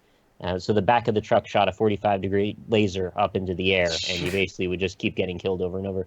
It's extremely fun. It's a very simple game. There's not a lot of first-person platformers, first of all, because usually they're really bad. But this one, you're going to have that same problem you always have if you have a difficult time conceptualizing three-dimensional space and where you fit into it. But if you're reasonably decent at that, I feel like this is a really good time. Granted, of course, you can look under you as you're falling, but you're dealing with a lot of things moving at the same time. So you do have to have a decent understanding of where you fit into the level. But with the zaniness of it, the silly physics interactions that happen, the unpredictable nature of those physics, it's a game that you're going to be kind of dynamically thinking on your feet the whole time. And I don't think I should go so far as to say it is procedurally generated, because it's not. But when the trucks crash into each other, there will be slightly different physics interactions every time. Yes. So it's not like you can go, all right, I know exactly where this truck's going to be at this time. I'll be there, jump up in the air, the truck will go under me, jump off of it. It doesn't work that way. You just got to watch what's happening and react in real time to it. And there's something about that I find quite enjoyable, even though sometimes it can be quite frustrating, too, if you end up getting screwed over and over by silly things. For the most part, I found the level design pretty enjoyable. There were maybe 3 or 4 levels that I thought were bad, but every game that's like this is going to have a few bad eggs. It doesn't spoil the rest of them. I'm thinking of like Super Monkey Ball, which is full of crazy level designs. There were tons of bad levels in that. This, maybe 95% of them are good. So I can't really be too upset about it. The gameplay is really fast, adrenaline pumping. I had no moment where I was like bored of it, except for the time when I was on one of the bad levels and was like, please let this level end. But that was like it. Other than that, it just kept me into it, and the music was good, and the graphics were nice. Everything worked in its favor, so I'm leaning towards the like 8, 9 out of 10 realm on this one, having played about 80% of the game now. Wow. Yep, I'm with you on that. I'm fucking loving the game. It's something about the physics and the jumping mechanics just feels really good. I like that the levels are like, if you get like, once you learn them, like 10, 15 seconds each, like you can blast through them pretty quick. Yep. Some are longer than that, but once you understand them, get through them really quickly. And restarting after you're dying, which happens a lot, is instant, which is always important for these types of games. Like, you're dead, you just start at the beginning, and you learn the level as you go. I usually do, I do like 20 levels in like 15, 20 minutes. It's super fun. It's really satisfying. I'm with you. I give it like an 8 or a 9 as well. And it's I'm excited to beat the main game, because I'm excited to see what the community comes up with for levels. I want to see how the level editor works, actually, if it's overly complicated or if it's very stripped down. They don't tend to be in the middle most often. Yeah. It also evoked a little bit of a first-person Super Meat Boy for me, which was a very fun concept. I can see that. It's very fast-paced. It has a lot of the good cues, good controls, wacky nature to it, and it restarts instantly when you lose. So, it keeps moving at a nice pace. Some of the power-ups are a little bit too powerful, I think. The time down mixed with the double jump makes fucking up really hard sometimes. And I kind of like, I feel like it takes away from the challenge. I have to force myself to not use those power-ups and switch to something else, because they really do make the challenge of the game a lot less. But other than that, I'm with you. Yeah, game's great. Check it out, guys. I would highly suggest checking out Clustertruck. It is going to be out, in like a week? Let's take a look. It's $12, $11.99 US, and it'll be out on the 27th, so in a few days. Check it out. And the thing that'll wrap up and all of our game discussions and topics, we will head into everybody's favorite section, Ask Roundtable. Thank you to Logan Ratliff, who sent us a Twitter question at the last minute. And he asks us, if you could eliminate a major trope from video games forever, what would it be and why? And, I'll start. All right. Crafting. I mean, if every game has to lose crafting, that sucks. But I think it would be like probably still a net good for me if all games that had crafting didn't exist. But some games do it like really, really, really well, and then in other games they're like, well, the boss said crafting's hot this year, so we gotta have crafting, and I hate it. Like Dragon Age Inquisition, I like that game. I think more than the average person. I named it my third favorite game of 2014. You played through a huge RPG. That's impressive. I did. I played through a whole RPG, and I didn't just go for the dialogue that is like, okay, this moves the quest along. I learned about some of those characters, man. And but the one thing I never bothered with was like going to get a fuck ton. Keep talking. Going to get a fuck ton of like hop root from every garden in that game, and then you brew a bunch of stuff, and like actually it got to the point where like the crafting system, I had to craft something for a quest, and I just couldn't figure it out. Like I couldn't tell what I had, what I needed, where to put it, and I was just like, nah, I just don't care. So there's no game at that point. It's all you're just looking at an inventory, a bunch of squares. It's like, what are you doing at that point? Says the Terraria player. But I don't like it either at that point either. It's just crazy. In Terraria, though, in Terraria and Minecraft, I think it works, and other games of that sort. I really do think that it works because it's the spirit of the game. But what I resent, if I'm going to distill it down to like simplest principles, is when the game is like an RPG, but then they just add crafting as if that makes it more engaging or robust. This is like Deus Ex: Mankind Divided at the same time. It's like it's a first-person RPG / shooter. And then you can also craft stuff. I don't want to craft stuff. I want to find like an EMP grenade. I don't want to be, I went into someone's desk drawer and they had a bunch of silicon, and then I turned that into an EMP grenade. Like MacGyver. I just don't care enough to go through that extra step. So for me, like really poorly implemented crafting, it actually is one of the few things that will kill a game for me. Like I'll be like, this game, if you have to craft and it sucks, I just like, no, I guess I'll play something else. Actually, to go on to your point, I actually think a game that did crafting really well in that way, and this actually rolls into what I'm gonna say about the tropes, is I actually think Fallout 4 had really good crafting, because it was sort of like a no-brainer crafting system in a way. Like things that you had, you didn't even have to break them down, but they all broke down into different parts and pieces. Yeah. So I didn't have to worry about picking up the little flower on the ground or something. I'm just going to be picking up like a toy boat or something, which I was already going to do. Or a whole car. Yeah, well, yeah, exactly. But I mean, it's just like it breaks down into screws and adhesive and all that other stuff, and then you need that many things to do that thing, which would be good. But the thing that I was going to mention, which is similar, in a similar vein to that, is encumbrance. I fucking hate being over encumbered in video games. The thing is, like, I know that the common argument for it is like, well, but it's more realistic. And it's like, but it's not though, because in Skyrim, you know, you can have your encumbrance and your weight limit, but I'm still realistically not going to be able to carry like 40 swords and you know, like 30 shields because I worked out a little bit. Yeah. You know, like realistically, I can't do that. So one thing that keeps happening to me in The Witcher 3, like I was saying, I play that still every once in a while, and like the encumbrance in that is obnoxious. You can barely carry anything. Well, I think like encumbrance a lot of the time is an inelegant solution to a real problem. And the problem is, and people told me this when I was playing Skyrim, and I was like, I get it, but who cares? Like, they're like, if you don't have encumbrance, you just pick up everything. And then when you go to a town, you sell it, and you get a lot of gold. Yeah. Who cares? Right. Let me take the gold and then buy the sword. If it's that big of a problem, fucking adjust the prices of the things you're selling me.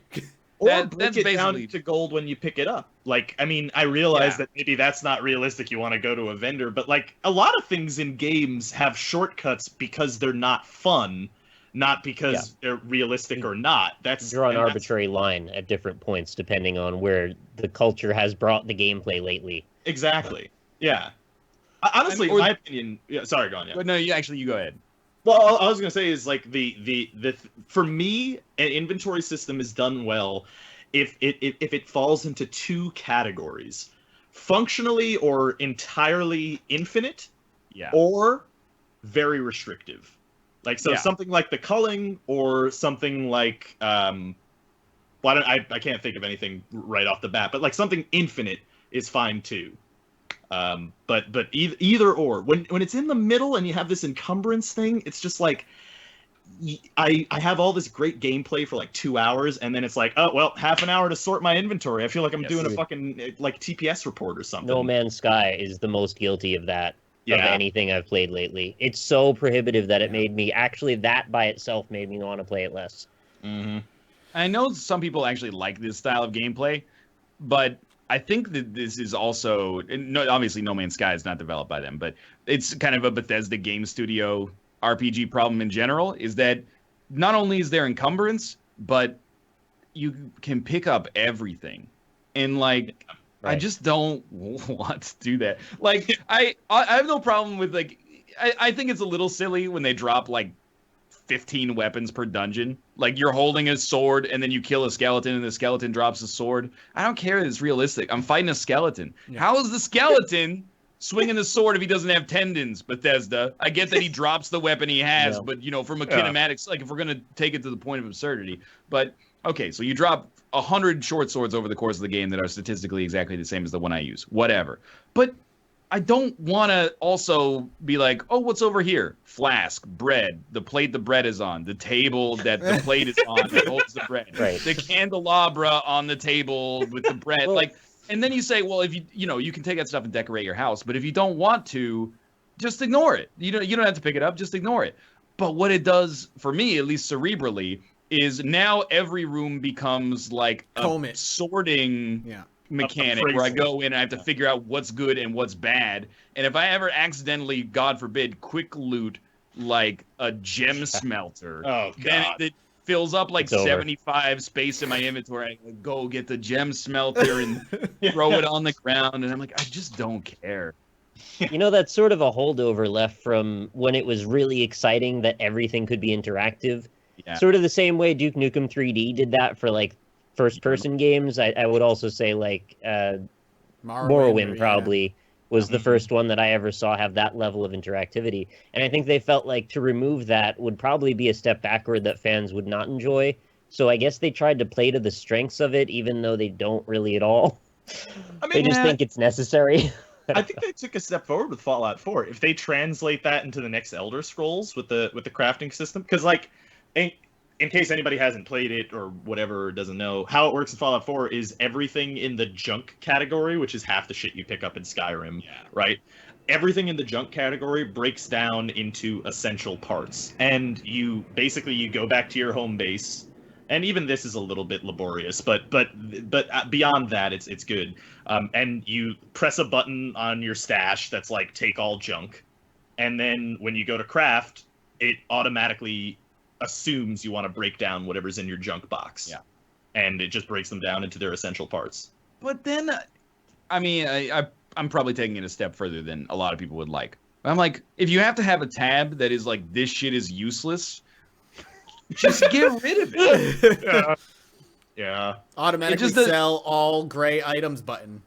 I guess what it is that it ties into crafting. I hate to say it, or it ties into the economy of the game, which is that this has 0 weight, but it's worth an infinitesimal amount of resources. So I can now there's a reason to hold it because I can use it later, but it weighs 0. And I guess that's a compromise that I consider okay. But I'm also in pretty much every situation, I'm like, just get rid of.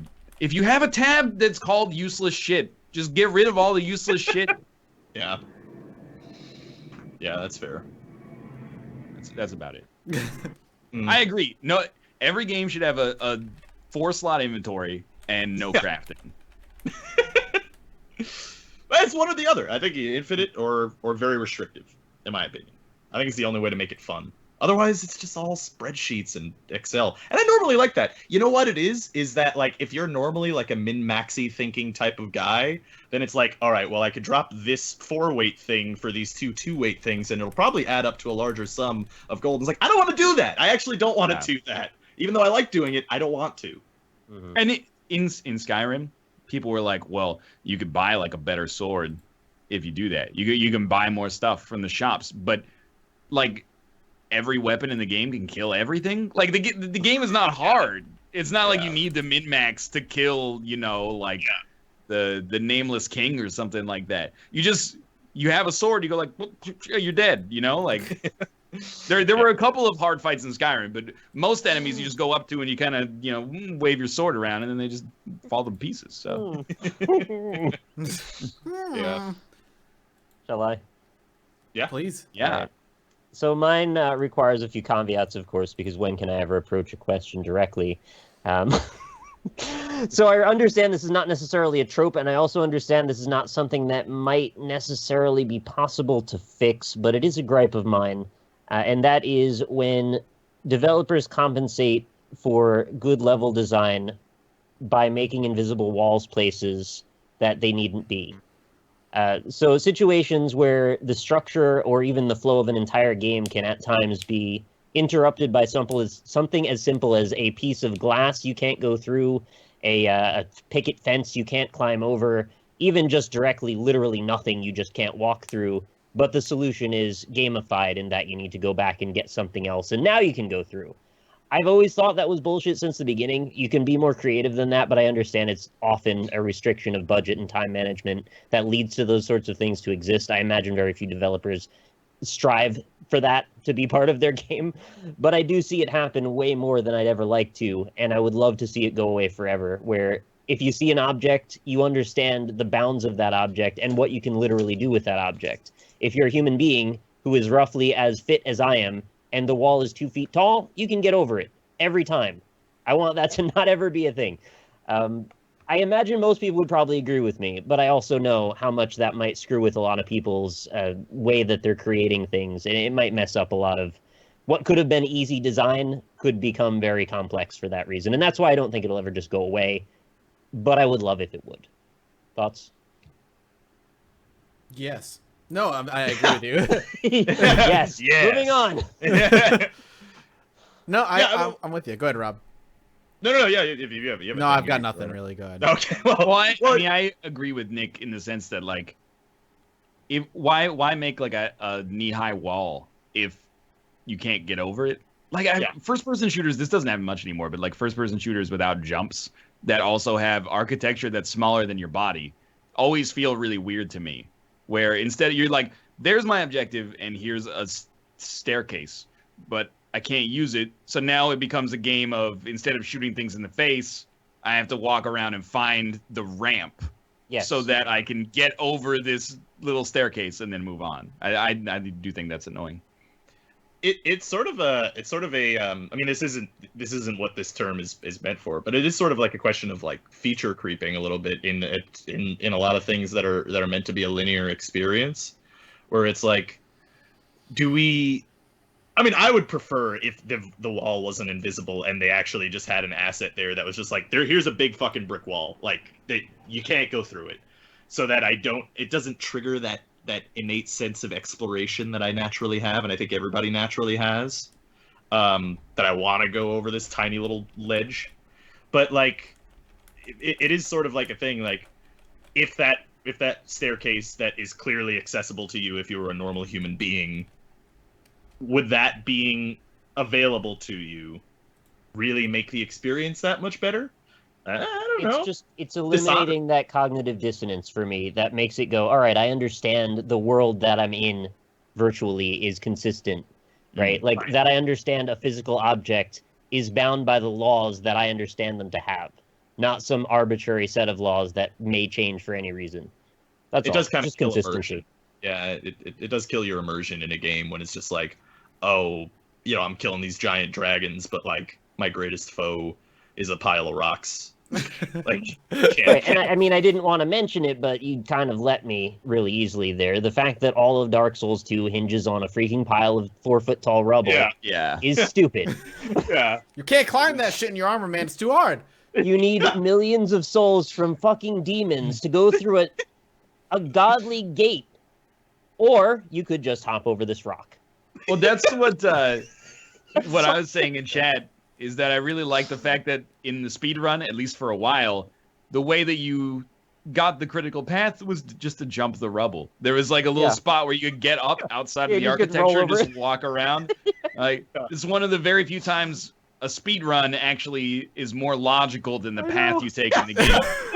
The speed run in most games is like, well, you just like kind of get in the corner and then jiggle the stick back and forth a lot, and then you phase through the wall and like move into the final boss fight on level 1. This one is like, well, there's those rocks, but instead of killing like 4 bosses to get around the rocks, I'm just gonna jump over them. That's what I would have done. I was in his position. Awesome.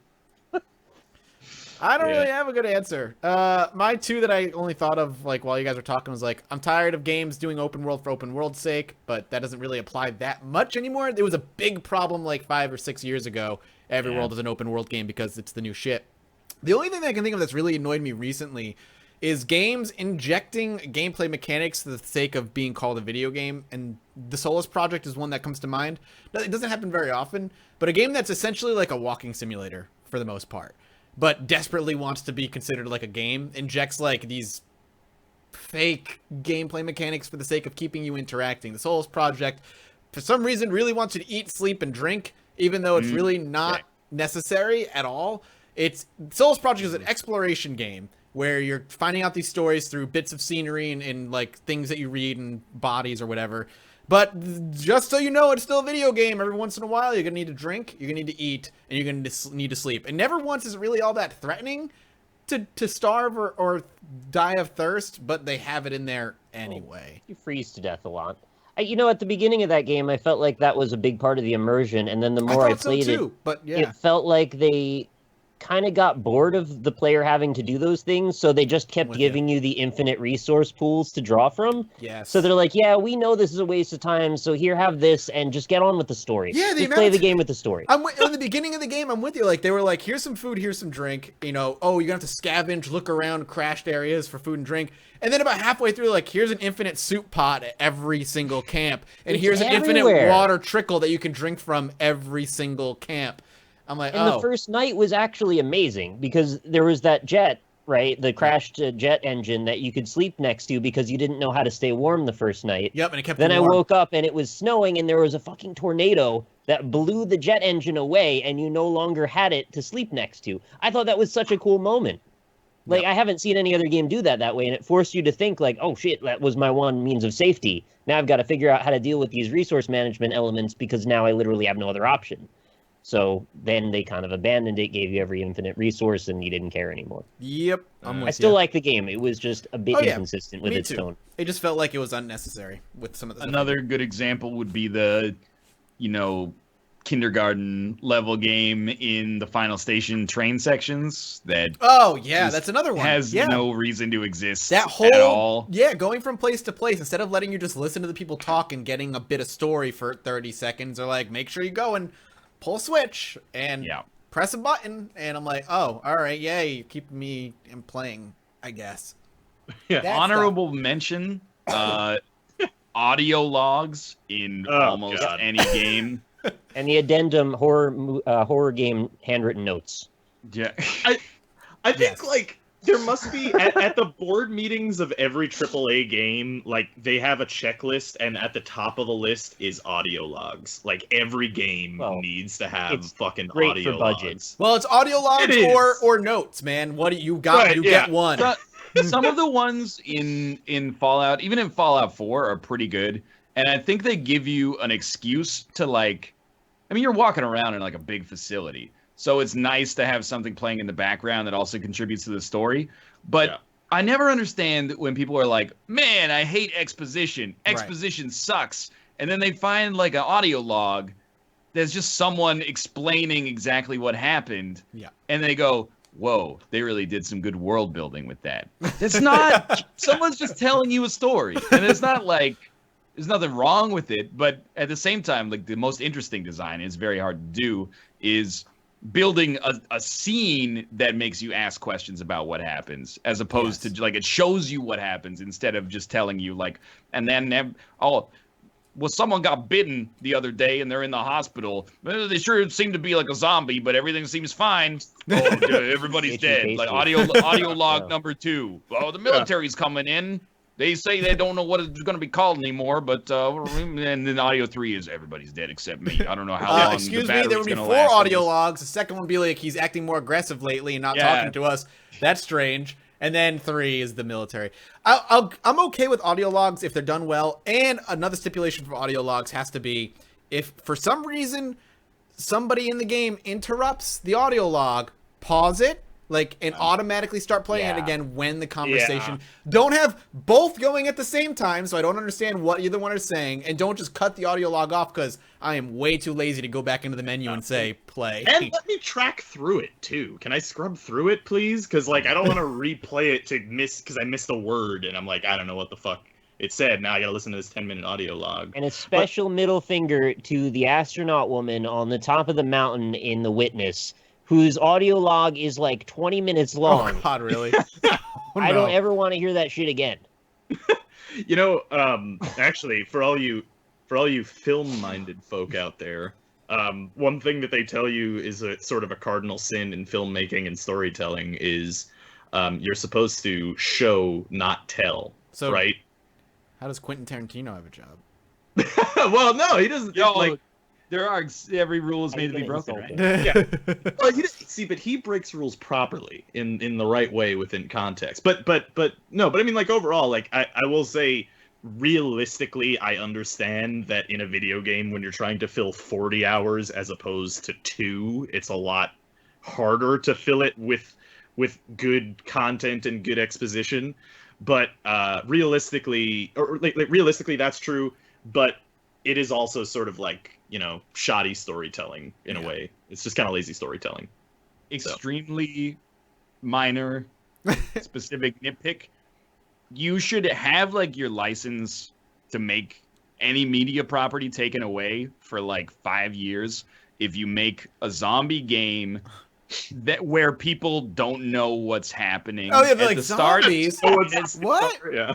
Starts with a half hour of them being like, what's wrong with Jim? He's snarling and he's eating a human corpse. Jim? And they've gotten a little bit more self-aware about it, but still, you're just come on. I'm playing my an wife audio. won't turn though. I can't bring myself to kill her. She definitely won't turn. There'll be an exception for her, right? My God. I'll just stand in the room next to her for 20 minutes. I hear I can hear the audio log in my head. Jim, you all right? In the background here. You're like, Jim, what's wrong, man? Are you all right? And then you just hear, and then it cuts off. You're like, oh, Jim. God damn it. Freakers, not zombies. They're Twitch. Right. It's like vampires, right? We all know you go to see a movie called Dracula. It doesn't need to open with a dude with a candle being they call them Dracula, legend tells there's a creature that brings to life. We know you're reusing 1,000-year-old monster. Not 1,000, but you know what I mean. They're trying to set it up so that universe has never heard of it before, so it's a surprise to them. And I'm not sure why they've taken that angle so many times, but don't take that angle anymore. It's not good. It's a holdover from zombie films, actually. A lot of the zombie films that weren't done by George Romero, they all did the same thing where they have no idea what a zombie is. And it's after 50 years of zombie movies, we can assume that people know what zombies are. The Final Station actually kind of does that, where it's they are basically zombies, but every note is people are being weird. I don't understand.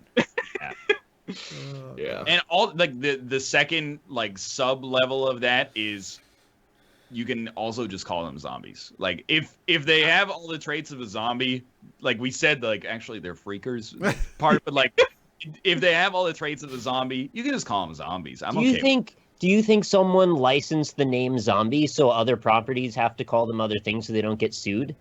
No, actually.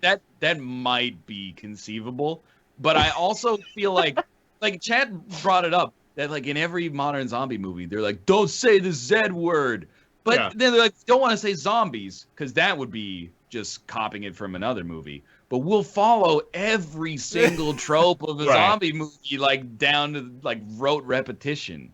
But it seems so oddly forced that it seems like they know themselves that it's awkward when they do it. It's like, why would you call them, the hundreds of millions of nicknames? Just call them the thing. You know it. You're all referring to it by a thing that references the actual thing. Oh man, the Yet walkers. you seem to think it brings something new to your property to call them something else. I like to think if like there was a vampire apocalypse and we had like 1 million vampires on planet Earth, we wouldn't be like, Batman flying. Okay, that's really bad. You know what I mean, though. We wouldn't be, like flying bloodsuckers or all. We'd be like, it's the fucking vampires. Just call them vampires. Call them suckers. Yeah. That's our word. Oh my god. We can call ourselves vampires. You can't call us vampires, okay? No, they're biters, man. They're biters. Yeah, we're Like shamblers, freakers, twitchers. Oh, I hope that answered your goddamn question, because we need to pull off this topic before it's another hour of talking about what we hate in video games. Well, thank you so much for asking the question. If you have any questions, Also, okay, go ahead. procedural generation as an excuse not to curate good content. Yes. Like procedural generation. No Man's Sky. Yes. Procedural generation is like really good in a lot of contexts, but where it's not good is like, well, this planet's got a pH of 8 and this planet's got a pH of 7.4. The sky is green because of the procedural generation of our atomic structures. Yeah. This level looks like this, and this one's got a grid placed in a slightly different position. It doesn't. Holy shit! No, but man, my gameplay and your gameplay experiences are going to be totally different. 200 million possible outcomes. 18 That's quintillion. Death Stare, baby. You guys want a weird game?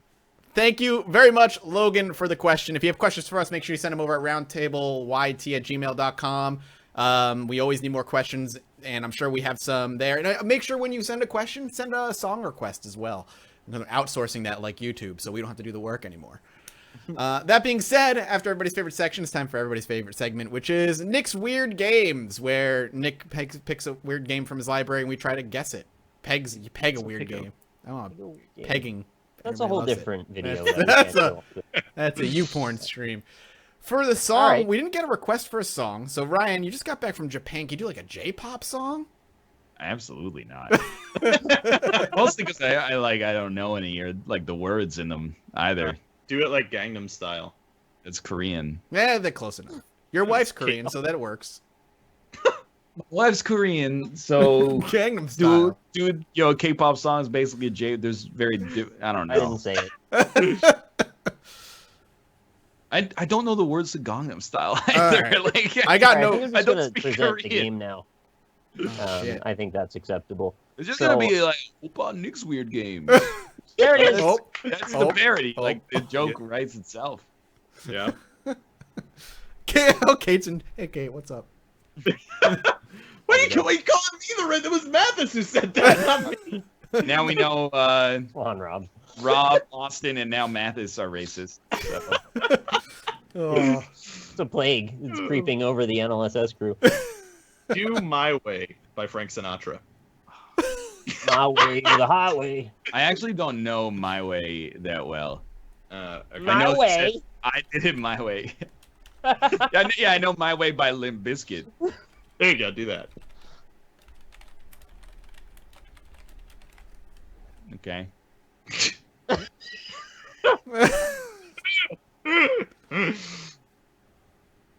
I mean, it's just I'm almost at the point where like it writes itself because there's too many in jokes. It'd be like, Nick's got another game from O2. It came out on the Japanese PS2. It's a Nick's Weird Game. A Nick's Weird Game. Man, it's probably, kind of lame. Something like that. Like, it just writes, Good enough. a song that I don't know very well writes itself too easily. But this is fine. I'll take Limp Bizkit's My Way. Was that it? That worked for me. Done. Doesn't Limp Bizkit have a song called My Generation that goes Yes. like the same way? My generation. Is my Jicky Generation, something like that. Yep. The cover? Yeah, it's by the Who. Yeah. Talking about my generation. And That's anytime you want me to jump in here, Oh, you already have it. Next week game. I've had it the whole time.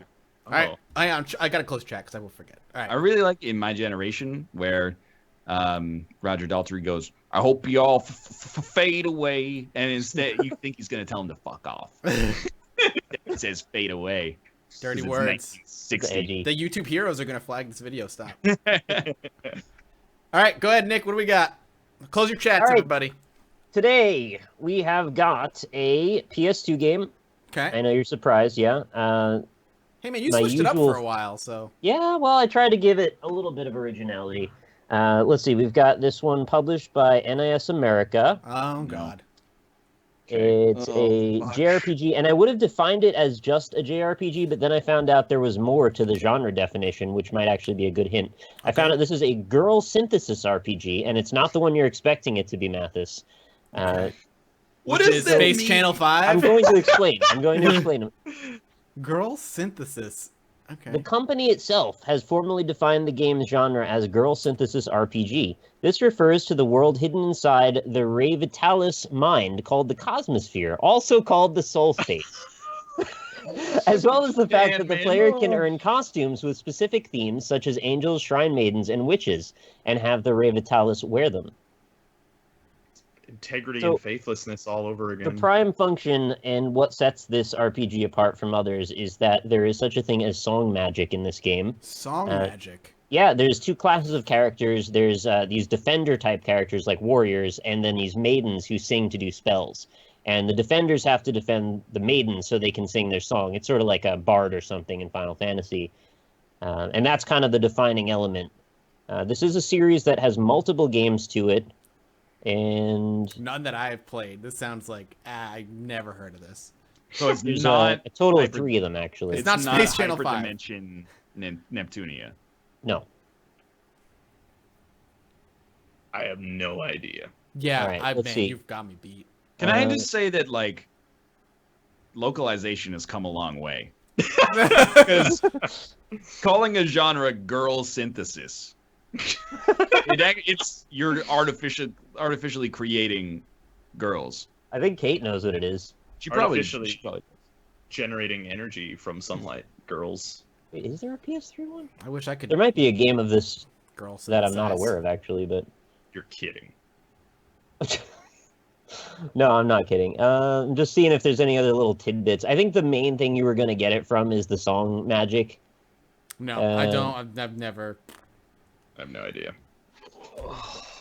You lost me at girl synthesizer. So Oh, yeah, no, okay, the third one was for PS3. Got it. Yeah, that's There probably was what it one is. for the PS3. Okay. There were 3? Yeah, I think it's generally regarded as a fairly popular game amongst those who've ever heard of it, which is probably not a ton of people. I yeah. wonder if I'm gonna recognize the name. I'm looking in chat here to make sure somebody's probably gotten it already. For all you culinary-minded folks out there.